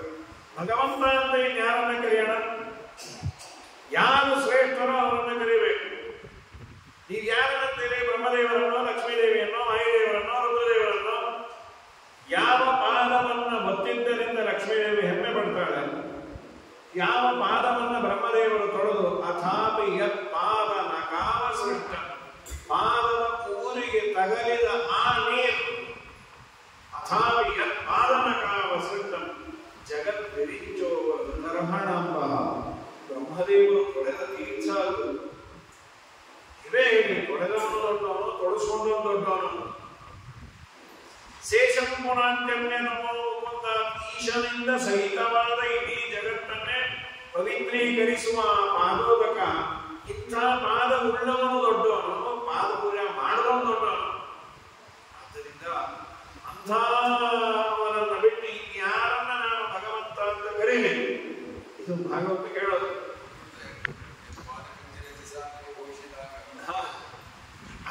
ಈಗೆಲ್ಲ ಹರಿಪಾದ ಕಂಜಲಿ ಸೇವನ ಲಬ್ಧ ಸಮರ್ಥ ಸಂಪತೆ. ಹಾಗಾಗಿ ಅಭಿಷೇಕ್ಷತೆ ವೇದಾತು. ನಾನು ಬಂದೆ ಎಂಥ ಪಾದ ಅದು? ನಮ್ಮ ಪರಮಾತ್ಮನ ಪಾದಕಮಲಗಳನ್ನು ನಂಬಿದಾಗ ಸಂಸಾರ ಸಾಗರ. ಅದೇ ಪರಮಾತ್ಮನ ಪಾದ ಸ್ವರೂಪ ಉತ್ತಮನ ಸ್ವರೂಪತ್ತು ಪಾದಶಕ್ತಿಯನ್ನು ಖಂಡ್ಯತೆ ಸಂಸಾರವನ್ನು ದಾಟಿಸುವ, ಸಂಸಾರವನ್ನು ನೀಗಿಸುವ ಪಾದ. ನೋಡಿದ್ರೆ ಹೀಗಾಯ್ತಲ್ಲ, ಸರಿ. ಎಲ್ಲಿದ್ದಾನೆ? ಮಮನಾಥೋ ಜಗನ್ನಾಥ ಸಸೇತ ಪ್ರವರ್ತತೆ. ಎಲ್ಲಿದ್ದಾನೆ ನನ್ನ ನಾಥ ಜಗನ್ನಾಥ? ಇತಿ ಪಪ್ರಚ್ಚ ಬರತೋ ಮಹಾ ದುಃಖಾಗ್ನಿಶಂಕಯ ರಾಮಸ್ಸೀತು ಸೌಮಿತ್ರಿ ಚೀರಿ ವನಮಿತೋ ಗತಃ. ಅವನು ಇನ್ನೊಂದು ಶಾಕ್ ಕಾಲಿತ್ತು. ರಾಮ, ಸೀತಾ, ಲಕ್ಷ್ಮಣ ಅವರೆಲ್ಲರೂ ನಾಲ್ಮಡಿ ಬಿಟ್ಟು ವನಕ್ಕೆ ಹೋದ್ರು. ತಲೆ ಕೆಟ್ಟಿದೆ, ಒಂದಕ್ಕೊಂದು ಸಂಬಂಧಪಡದೆ ಮಾತಾಡ್ತಾ ಇದ್ದೀವಿ. ಅಪ್ಪ ಹೊರಡೋದ ಅಂತ ಆನಂದದಿಂದ ಹೇಳ್ತಾ ಇದ್ದಾರೆ. ರಾಮ ಎಲ್ಲಿ ಅಂದ್ರೆ ವನಕ್ಕೆ ಹೋದ ಅಂತ ಇದೆ. ಏನಿದು? ವಿವಾಸ ಶ್ರೀನಿವಾಸಸ್ಯ ಕಸ್ಮಾತ್ ಹೇತೋ ನಜಾಯತ. ಆ ಶ್ರೀನಿವಾಸ ಯಾಕೆ ಇವನು ವಿವಾಸ ಇಲ್ಲಿಂದ ಹೋದ? ಏನಾಗಿದೆ? ಏನಾಗಿದೆ ನಮ್ಮ ಮನೇಲಿ? ಕೈಗೆ ಹೇಳೋದು ನಾನೇ ಇಷ್ಟನ್ನು ಮಾಡಿದ್ದಕ್ಕಂತ ನಿತ್ಸಲವಾಗಿ ಇದನ್ನ ಸಿಂಹಾಸನಕ್ಕೆ ಕೂರಿಸಬೇಕು ಅಂತ ಬಿಡಬೇಕು. ಆದರೆ ನೀನೇನು ಮಾಡಬೇಕು. ಯಾಕೆ ಗೊತ್ತಾ? ರಾಮ ನೋಡೋಣ ಇಲ್ಲಾಂದ್ರೆ ಚಟ್ನಿ ಮಾಡಿಬಿಡ್ತೇವೆ. ತಾಯಿ ಅಂತಾನೆ ನೋಡ್ತಾ ಇದ್ದೇವೆ. ರಾಮ ಏನಂತಾನೆ ಅಂದ್ರೆ, ತಾಯಿಗೆ ದ್ರೋಹ ಮಾಡಿದವನು, ಸ್ತ್ರೀಯನ್ನ ಕೊಂದವನು ಅಂತ ನನ್ನನ್ನು ನೋಡಲ್ಲ, ಆದ್ದರಿಂದ ಬಿಟ್ಬಿಡೇನೆ. ಎಂತ ಕೆಲಸ ಮಾಡಿಬಿಟ್ಟು ನೀನು? ಜಾಜ್ವಲ್ಯಮಾನೇ ಶೋಕಾಜ್ಞ ವಾಕ್ಯೇನ ಬಾಧಿಮಃ ತಾತಪ್ಯಮಾನೋ ಭರತ ಕೈಕೇಯಿ ನಿರಮಬ್ರವಿ ಅತ್ವಾಮೇ ವಿಕರಂಗೋರೆ ಪ್ರವಾಸ್ಯ ಚ ಮಮೇಶ್ವರಂ ದುಷ್ಟೇನ ಮಹದ್ ದುಃಖಂ ವಿಷಂ ಕ್ಷೀರ ವಿವೇಕ್ಷಸೆ. ವಿಷವನ್ನು ನಾನು ನೋಡ್ತಾ ಇದ್ದೀನಿ. ನನಗೆ ಪಟ್ಟಾಭಿಷೇಕ ಆದರೆ ಏನಾದರೂ ಸುಖವಾಗಿರ್ತೀವ? ಸರ್ವೋತ್ತಮನಾದ ರಾಮಚಂದ್ರವನ್ನ, ಸೀತಮ್ಮನನ್ನ ಅರಣ್ಯಕ್ಕೆ ಅಟ್ಟಿ, ನನ್ನ ಅಪ್ಪನನ್ನ ಪರಲೋಕಕ್ಕೆ ಅಟ್ಟಿ ನಾನು ಸುಖವಾಗಿರ್ಲಿಕ್ಕೆ ಇಷ್ಟೆಲ್ಲ ಮಾಡಿದ್ದೇನೆ ಅಂತ ಇದೆಯಲ್ಲ. ಪಾಪಿಷ್ಟೇ ರಾಜನಿಧನಂ ರಾಮ ಪ್ರಭುರಜನಂಜತೆ ರಾಜ್ಯ ಭೋಗಾಯ ಮೇನೈವ ತಸ್ಯ ಸ್ಯುಹು ಸಾಕ್ಷಿಣ ಸುರ. ನೋಡು ಪಾಪಿ, ನೀನು ಮಾಡಿದ ರಾಜನ ಮರಣ, ರಾಮನ ವನವಾಸ ನನಗೆಂದೂ ಎಂದೂ ರಾಜ್ಯ ಭೋಗಕ್ಕೆ ಕಾರಣ ಆಗೋದಿಲ್ಲ. ಇದಕ್ಕೆ ದೇವತೆಗಳೇ ಸಾಕ್ಷಿ. ನಾನು ಸರ್ವಥಾ ರಾಜ್ಯದ ಮೇಲೆ ಕೂಡಲಿಲ್ಲ. ಸಹಸ್ರಪುತ್ರ ಸುರಭಿ ಕಿನ್ನಾಸತ್ವ ಕೃತ ಕೃಶೌಸುತ ಏಕಪುತ್ರಾಟ ಕೌಸಲ್ಯ ಹೇಳಕ್ಕೆ ಸಾವಿರಾರು ಮಕ್ಕಳನ್ನು ಹೊಂದಿದಂತಹ ಕಾಮಧೇನು ತನ್ನ ಇಬ್ಬರು ಮಕ್ಕಳು ಕಳೆದಾಗ ತುಂಬ ದುಃಖ ಪಡಿತು. ಸಾವಿರಾರು ಮಕ್ಕಳಿರುವಂತ ಅಂಥದ್ದು ಕೌಸಲ್ಯಗೆ ಅಂಥ ಯೋಗ್ಯ ಮಗ ಅವನು ಅರಣ್ಯಕ್ಕೆ ಹೋಗಿದ್ದಾನೆ ಅಂದ್ರೆ ಅವಳು ಹೇಗೆ ತಡ್ಕೊಂಡು ಹೇಳಿ ನನ್ನ ಕೌಸಲ್ಯ ಅನ್ನೋದು ಏನ್ ನಿನ್ನಿಂದ ಎಷ್ಟು ಜನ ತೊಂದರೆ ಅಮ್ಮ, ಏನು ನಿನ್ನನ್ನು ಅಮ್ಮ ಅನ್ನಬೇಕು, ಏನ್ ಮಾಡಬೇಕು, ಏನಾಯ್ತು ಅಂದ್ರೆ ಸುರಭಿಯ ಹುಟ್ಟು ಅಂತ ಕಥೆ. ಸುರಭಿ ಕಾಮಧೇನು ಎಲ್ಲಾ ಗೋವುಗಳ ಮಾತೆ ಅಂತ, ಎಲ್ಲ ಗೋವುಗಳಿಗೆ ಅದು ತಾಯಿ. ಭೂಲೋಕದಲ್ಲಿ ಪಾಪ ಒಮ್ಮೆ ರೈತ ಉರಿ ಬಿಸಿಲಲ್ಲಿ, ಎಷ್ಟು ಬಿಸಿಲು, ಎರಡು ಪುಟ್ಟ ಪುಟ್ಟ ಆಕಳಗಳನ್ನ ಕಟ್ಟಿ ಅವನು ಮೇಘಲಿನಿಂದ ಉಳಿತಾ ಮಾತಾಡ್ಕೊತಾ ಇತ್ತು. ಇಲ್ಲ ನೀರು ಬೇಕು, ಕೊಡ್ತಾ ಇಲ್ಲ, ಎಷ್ಟು ಕಷ್ಟ ಪಡ್ತೇನೆ. ಹಾಗೆ ಪಾಪ ತುಂಬಾ ಕ್ಲೇಶವನ್ನ ಪಡ್ತಾ ಇದ್ರು, ಕಣ್ಣೀರ್ ಆಗ್ತಾ ಇದ್ದಂತೆ ಸುರಭಿ. ಅಯ್ಯೋ ನನ್ನ ಮಕ್ಕಳಿಗೆ. ಹಾಗೆ ಇಂದ್ರದೇವರ ಕಾರಣಗಳನ್ನು ಯಾಕೆ ಆಡ್ತಾ ಇದ್ದೀಮ್ಮ, ಏನಾಗಿದೆ, ನಿಂಗೆ ಏನಾದರೂ ಸುಖಕ್ಕೆ ಧಕ್ಕೆ ಬಂತ? ನಾನು ತುಂಬಾ ಸುಖವಾಗಿದ್ದೀನಪ್ಪ. ಭೂಲೋಕದಲ್ಲಿ ನನ್ನ ಸಂತತಿ ಗೋಸಂತತಿ ಪಾಪ ತೊಂದರೆ ಆಗಿದೆ. ಇನ್ನು ಸುರಭಿಗೆ ಈಗ ದುಃಖ ಆಗುತ್ತೆ, ಕಂಡ ಕಂಡ ಗೋವನ್ನು ಕೊಂದು. ಹಾಗಾಗಿ ಈ ಎಲ್ಲ ಸಮಸ್ಯೆಗಳಿಂದಲೇ ಮಳೆ ಬೆಳೆ ಇವೆಲ್ಲ ವ್ಯತ್ಯಾಸಗಳಾಗೋದು. ಹಾಗೆ ಇನ್ನು ಮತ್ತೆ ಊರೆಲ್ಲ ಅದು ಹೋಗೋದ್ರಿಂದ ಯಾವುದೂ ಮಾತಾಡೋದು ಆಗಿನ ಬಗ್ಗೆ ತುಂಬ ನಿಗಾ ಇರಬೇಕು. ಹೀಗಾಗಿ ಜಗತ್ತಿನಲ್ಲಿ ಕ್ಷೇಮವಾಗಿ ಎಲ್ಲರೂ ಇರಬೇಕು ಅಂದರೆ ಎಲ್ಲರೂ ಸುಖವಾಗಿರಬೇಕು. ಹೇಳುವ ಮುಖ್ಯ ತಥ್ಯಾಂಶ, ತಾಯಿಯಾದವರಿಗೆ ಎಷ್ಟೇ ಮಕ್ಕಳಿಗೆ ಒಂದು ಮಗು ಪರಿತ್ಯಾಗ ಮಾಡಲಿಕ್ಕೂ ಅವರಿಗೆ ಮನಸ್ಸಿರುವುದಿಲ್ಲ. ಸುರಭಿಯ ಸಾಕ್ಷಾತ್ ಮಕ್ಕಳಲ್ಲ, ಸುರಭಿಯ ಸಂತತಿಯಲ್ಲಿ ಬಂದ ಎರಡು ಗೋವುಗಳು ಕಷ್ಟಪಡುವುದನ್ನು ನೋಡಿ ಅವಳು ಕಣ್ಣೀರಿಡ್ತಾ ಇದ್ದಾರೆ. ಅಂಥದ್ದು ಕೌಸಲ್ಯ ರಾಮನಂತಹ ಗುಣವಂತ ಮಗ. ಅವನು ಕಳ್ಳ, ಅವನು ಸುಳ್ಳ, ಅವನು ಮಳ್ಳ, ಅವನು ಅಯೋಗ್ಯ, ಅಂಥ ಮಕ್ಕಳನ್ನೇ ಬಿಡೋದಿಲ್ಲ. ಅಂಥದ್ದು ರಾಮನಂತಹ ಗುಣವಂತ ಇರೋದು ಒಬ್ಬ ಮಗ, ನಿನ್ನಿಂದ ಅವನನ್ನು ಪರಿತ್ಯಾಗ ಮಾಡಬೇಕಾಗಿದ್ದಾರೆ. ತಸ್ಯಾರ್ಥಗಿರಮಾಶ್ರಿತ್ಯ ವೃಷಾಬ್ಜೋ ಲಕ್ಷ್ಮಣಾನುಜ ಜ್ಯೇಷ್ಠ ಪತಿತ ಮುಕ್ತಾಭ್ಯ ಕ್ಷುಭಿತೋ ವಾಕ್ಯಮಬ್ರವೇ ಕಥಂ ಲೋಕೈಕನಾಥೇನ ರಾಜ್ಯಂತಕ್ರಿಯಾಗಿರ. ಶತ್ರುಜ್ಞಾನ ಅಲ್ಲ, ಇವರಿಗೆಲ್ಲ ಬುದ್ಧಿ ಇಲ್ಲ ಅಂದ್ರೆ ನಮ್ಮ ಅಣ್ಣನಿಗೆ ಬುದ್ಧಿ ಬೇಡ? ಇವಳ ಮಾತನ್ನ ಕಟ್ಕೊಂಡು ನಮ್ಮಣ್ಣ ರಾಜ್ಯ ಬಿಟ್ಟು ಹೋಗೋದು ಕತ್ತರಿಸಬೇಕಾಗಿತ್ತು. ಯಾರೋ ಏನೇನೋ ಮಾತಾಡ್ತಾರೆ ಅಂದ್ರೆ ಅವ್ರ ಮಾತನ್ನೆಲ್ಲ ಕೇಳೋದ. ಕಥಮ್ಮ ಲಕ್ಷ್ಮಣೋಧೀರು, ನಾ ಲಕ್ಷ್ಮಣನಿಗೆ ಬುದ್ಧಿ ಬೇಡ? ಅವನಾದ್ರೂ ನನ್ನ ಈ ಅಮ್ಮನ ನಾಲಿಗೆ ಸಿಡಿ ಏನ್ ಹೇಳಕ್ಕೆ ಹೇಳೋ ಅನ್ಬೇಕಾಗಿತ್ತು. ಯಾಕೆ ಅವೆಲ್ಲ ಬಾಯಿ ಮುಚ್ಕೊಂಡು ಹೋದ್ರು? ಅದನ್ನ ಯಾರು ಹೇಳೋದು? ಇದಕ್ಕೆಲ್ಲ ಕಾರಣ ಅವಳಿದಾಳಲ್ಲ ಮಂಥರ. ಅವಳನ್ನ ಚೆನ್ನಾಗಿ ಅವಳಿಗೆ ಏವಂ ಪ್ರಮಾಣ ಸ್ಥಾಂ ಕುಬ್ಜಾಂ ಕೈಕೇಯಿ ಭೇದಕಾರಿಣಿ ಶುಕ್ಲಾದ ವರ್ಷ ಪರದ್ವಾರಿ ಸರ್ವಾಭರಣ ಚೆನ್ನಾಗಿ ಆಭರಣ ಎಲ್ಲ ಹಾಕೊಂಡು ನಿಂತಿದ್ದು. ರೇಣುನ ಪೂರಯತ್ ತಸ್ಯಾಹ ರೋಷತ್ಯ, ಅವಳು ಅಯ್ಯೋ ನನ್ನೇನು ಮಾಡಬೇಡ್ರಿ, ನಂದೇನೋ ತಪ್ಪಿಲ್ಲ. ನಾನು ಬಾಯಿ ತೆಗೆದ್ರೆ ಎರಡು ಬಾಂಡೆ ಮರಳು ಹಾಕಿದ್ರು ಸಾಯಿ ಅಂತ. ಇನ್ನು ಶಿರಾಂಧ್ರ ತಾತಮ್ಮನೋ ಗಾತಯಿತ್ವಾತ್ಮಂ ಸ್ವಾಮಿನಂಚ ವಿಮಾಸ್ಯನಃ ಕಥಂ ಜೀವಸಿ ದುರ್ವೃತ್ತೇ ದುರ್ವೃತ್ತಂ ಸೌಪಾಶ್ರಿತ. ನನ್ನ ತಂದೆಯ ಮರಣಕ್ಕೆ ಕಾರಣ ಆಗಿರೋಳು ನೀನು, ಹೀನ ಚರಿತ್ರೆ ಉಳ್ಳವಳು ಭಾವಿಷ.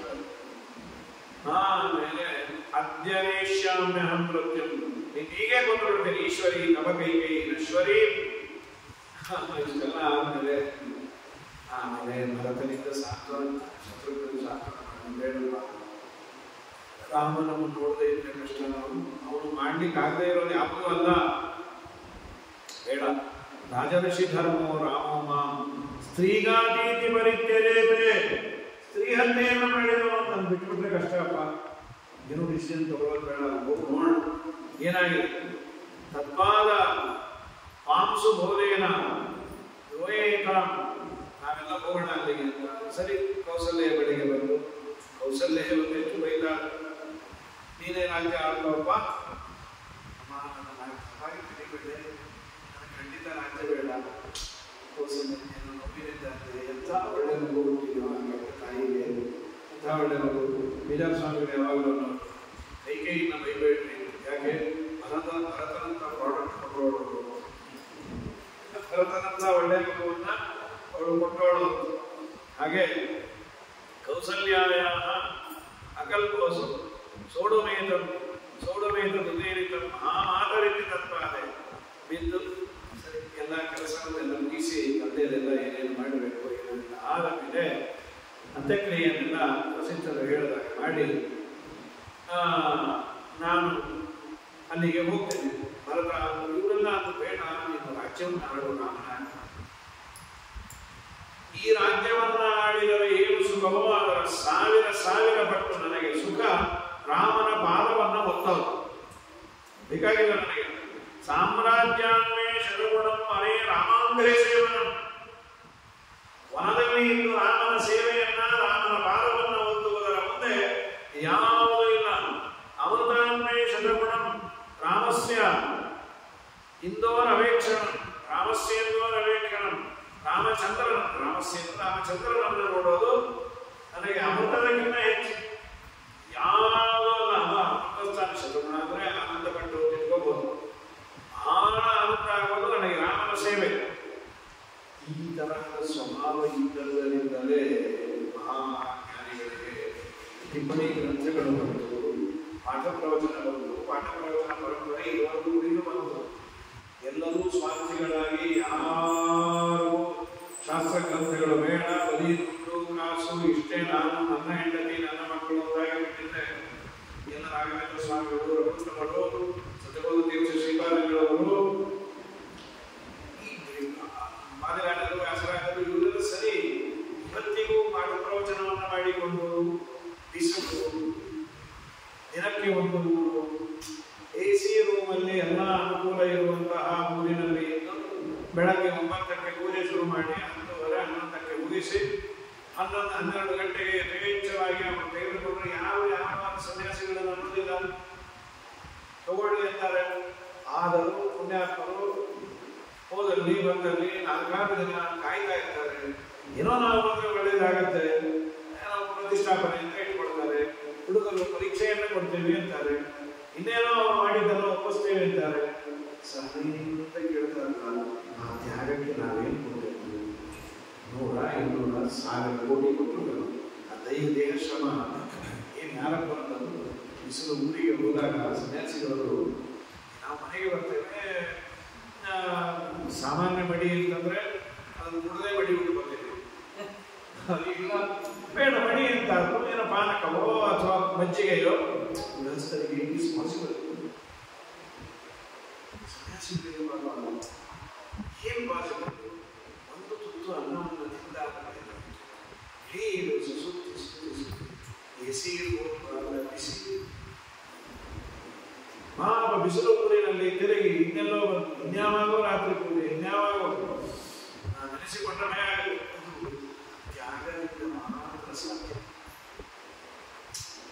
ಈಗೇನು ಭರತ ಆಡದ ನನಗೆ ರಾಜ್ಯವನ್ನ ಆಡುವುದಕ್ಕಿಂತ ರಾಮನ ಪಾದವನ್ನ ಹೊತ್ತೋದು ಆ ದೊಡ್ಡ ಭಾಗ್ಯದ ಮುಂದೆ ಇದೇನೋ ಅಲ್ಲ. ಶಾಸ್ತ್ರದಲ್ಲಿ ಮುಳುಗಿ ಟಿಕಾಕೃತರಾದ ಗ್ರಂಥಗಳನ್ನು ನೋಡ್ತಾ ಚಂದ್ರಿಕಾಚಾರ್ಯರ ಗ್ರಂಥಗಳನ್ನು ನೋಡಿ ಆನಂದ ಪಡುವಂಥವರಿಗೆ ಲೌಕಿಕವಾದ ಈ ಭೋಗ ಅಟ್ರಾಕ್ಟ್ ಮಾಡಿರುವುದಿಲ್ಲ.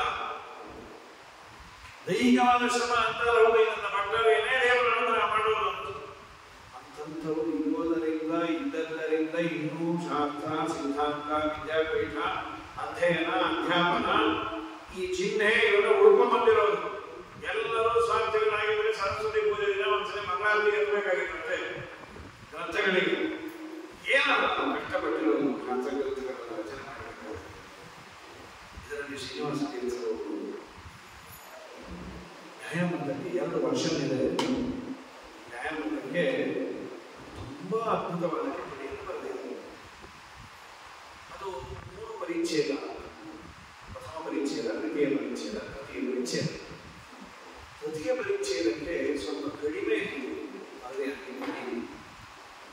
ಪ್ರಥಮ ದ್ವಿತೀಯ ಪರಿಚ್ಛೇದಗಳಿಗೆ ಏನು ಸ್ಕೂಲ್ ಫೀಡಿಂಗ್ ಮಕ್ಕಳಿಗೆ ಕಲಿಸಿ ಸರಳಾಗಿಟ್ಟಾಗೆ ಇದೆಯಾ.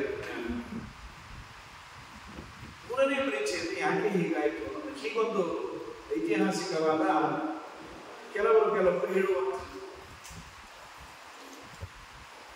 ಶ್ರೀನಿವಾಸ ತೀರ್ಥರು ನೋಡಿ, ಆ ಕಾಲದಲ್ಲಿ ಮೂಲೆಯಲ್ಲಿ ಕುಳಿತು ಶಾಸ್ತ್ರಗ್ರಂಥಗಳನ್ನು ರಚನೆ ಮಾಡೋರು ಯಾರಿಗೆ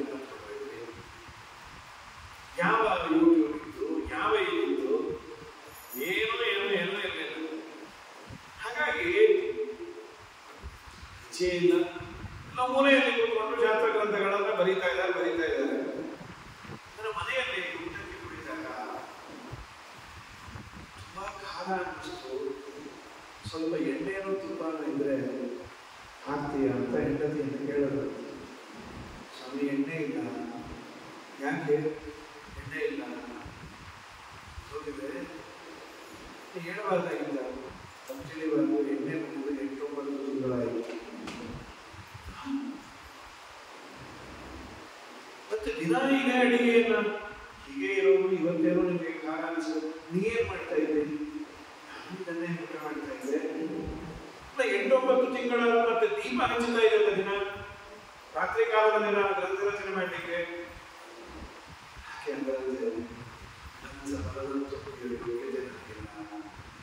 ಆಚಾರ್ಯರ ಶಾಸ್ತ್ರಕ್ಕೆ ವ್ಯಾಖ್ಯಾನವನ್ನು ಮಾಡ್ತಾ ಇದ್ದೇನೆ. ಅಡಿಗೆಗೆ ಬಳಸುವ ಆ ಎಣ್ಣೆಯನ್ನು ನಾನು ದೀಪಕ್ಕಾಗಿ ಇಟ್ಕೊಂಡಿದ್ದೇನೆ. ಅದಕ್ಕೆ ನಾನು ಬಳಸ್ತಾ ಇಲ್ಲ. ಖಾರ ನೀರೊಂಚೂರು ಜಾಸ್ತಿ ಕುಡಿದ್ದೇನೆ. ಮನೆ ಭರವಸೆ ಇಲ್ಲ ಅನ್ನೋದರ ಬಗ್ಗೆ ಪರಿವಿಲ್ಲದೆ ನೀನು ಇಂತಹ ಸೇವೆಯನ್ನು ಮಾಡಿದೆ. ನಾನು ಏನಾದರೂ ಸಂಪಾದನೆ ಮಾಡುತ್ತೇನೆ. ಬೇಡ, ಗ್ರಂಥವನ್ನು ಬರೀರಿ. ಆಗ ಸ್ವಲ್ಪ ಸ್ಪೀಡಾಗಿ ಬರೋದ. ಬೇಸಿಕ್ಸು ಇಲ್ಲ. ಮನೆಯಲ್ಲಿ ಅಕ್ಕಿ ಇದೆಯಾ ಬೇಡ ಇದೆಯಾ ಅದನ್ನು ನೋಡ್ತಿದ್ರೆ ಈಗ ಎಲ್ಲಕ್ಕಿಂತ ಬಹಳ ದೊಡ್ಡ ವ್ಯಕ್ತಿತ್ವ ಅಂತಂದ್ರೆ ಅವರವರ ಮನೆಯವರು. ಒಂದು ದಿವಸ ನನ್ನ ಗಂಡ ಹೀಗೆ ಅವರು ಸಂಪಾದನೆ ಮಾಡಲಿಲ್ಲ, ಹೀಗಿರಬಾರ್ದಾಗಿತ್ತು, ಹಾಗಿರಬಾರ್ದಾಗಿತ್ತು, ಈ ಭಾವನೆ ಹೇಳೇ ಬಂದಿಲ್ಲ. ನಡವಳಿಕೆ ಎಂತ ಪುಣ್ಯ ಮಾಡಿದ್ದೇವೆ. ಇದು ಆದರ್ಶ ಮಹಿಳೆಯರು ಅಂಥವರನ್ನು ಕಟ್ಟಿಕೊಂಡದ್ದರಿಂದ ಈ ಶಾಸ್ತ್ರ ಗ್ರಂಥಗಳು ಹೋಗಿತು ಬಂತು. ಏನು ಬಿಡದಿರೋದು? ನೀನೇನೋ ಬೇಡ ಅಂತಾಗಿಬಿಟ್ರೆ ಪುರುಷ ವ್ಯಸನಿಯಾಗಿ ಕೂತ್ಬಿಡ್ತಾರೆ. ಅವರು ಮಾಡುವ ಸತ್ಕರ್ಮಗಳಲ್ಲಿ ನಿಜವಾಗಲೂ ಸಹಧರ್ಮಿಣಿಯಾಗಿ. ಆಮೇಲೆ ಮೂರನೇದು ಸ್ವಲ್ಪ ಸ್ಪೀಡಾಗಿ ಬರಬೇಕು. ಮನೆಯಲ್ಲಿ ಏನೂ ಇಲ್ಲ ಅಂಥೇಳಿ ಈ ಒಂದು ವರ್ಷವನ್ನು ಹೇಳ್ತಾರೆ. ತಾನು ತಿನ್ನ ಲಕ್ಷಣೆ ಅಲ್ಲ, ಹತ್ತಾರೈನಲ್ಲ, ತಿನ್ನುವ ಒಂದು ಅನ್ನ, ಇನ್ಯಾವುದು ಖಾರದ ಪದಾರ್ಥ, ಚೂರು ಎಣ್ಣೆ ಇಲ್ಲ. ಆದರೂ ಶಾಸ್ತ್ರ ಗ್ರಂಥಗಳನ್ನು ಬಿಡಲ್ಲ. ಏನಂದ್ರೆ ರಾಮನ ಪಾದ ಸೇವೆ, ದೇವರ ಸೇವೆ, ವಾಯುದೇವರ ಸೇವೆಯ ಮುಂದೆ ಇನ್ನೆಲ್ಲವೂ ನಗಣ್ಯ ಅನ್ನುವ ಅಂಶ ಭರತ ಹೇಳಿದ್ದನ್ನ ಎಷ್ಟೋ ಮಂದಿ ಮಾಡಿಕೊಂಡು ಅನ್ನೋದಕ್ಕೆ ನಾವು ಸುಖ ಪಡ್ತಾ ಇದ್ದೇವೆ. ನಮ್ಮದೆಲ್ಲ ಈಗ ಲಕ್ಸುರಿ ಲೈಫ್ ಆಗಿದೆ. ಸಾಧನೆಯನ್ನು ಏನಿದೆ, ಸಾಧನೆ ಅಂತ ಅನ್ನೋದಾಗುತ್ತೆ. ದೇವರೇ ಮಾಡಿಸ್ಬೇಕು. ಶ್ರೀಕೃಷ್ಣ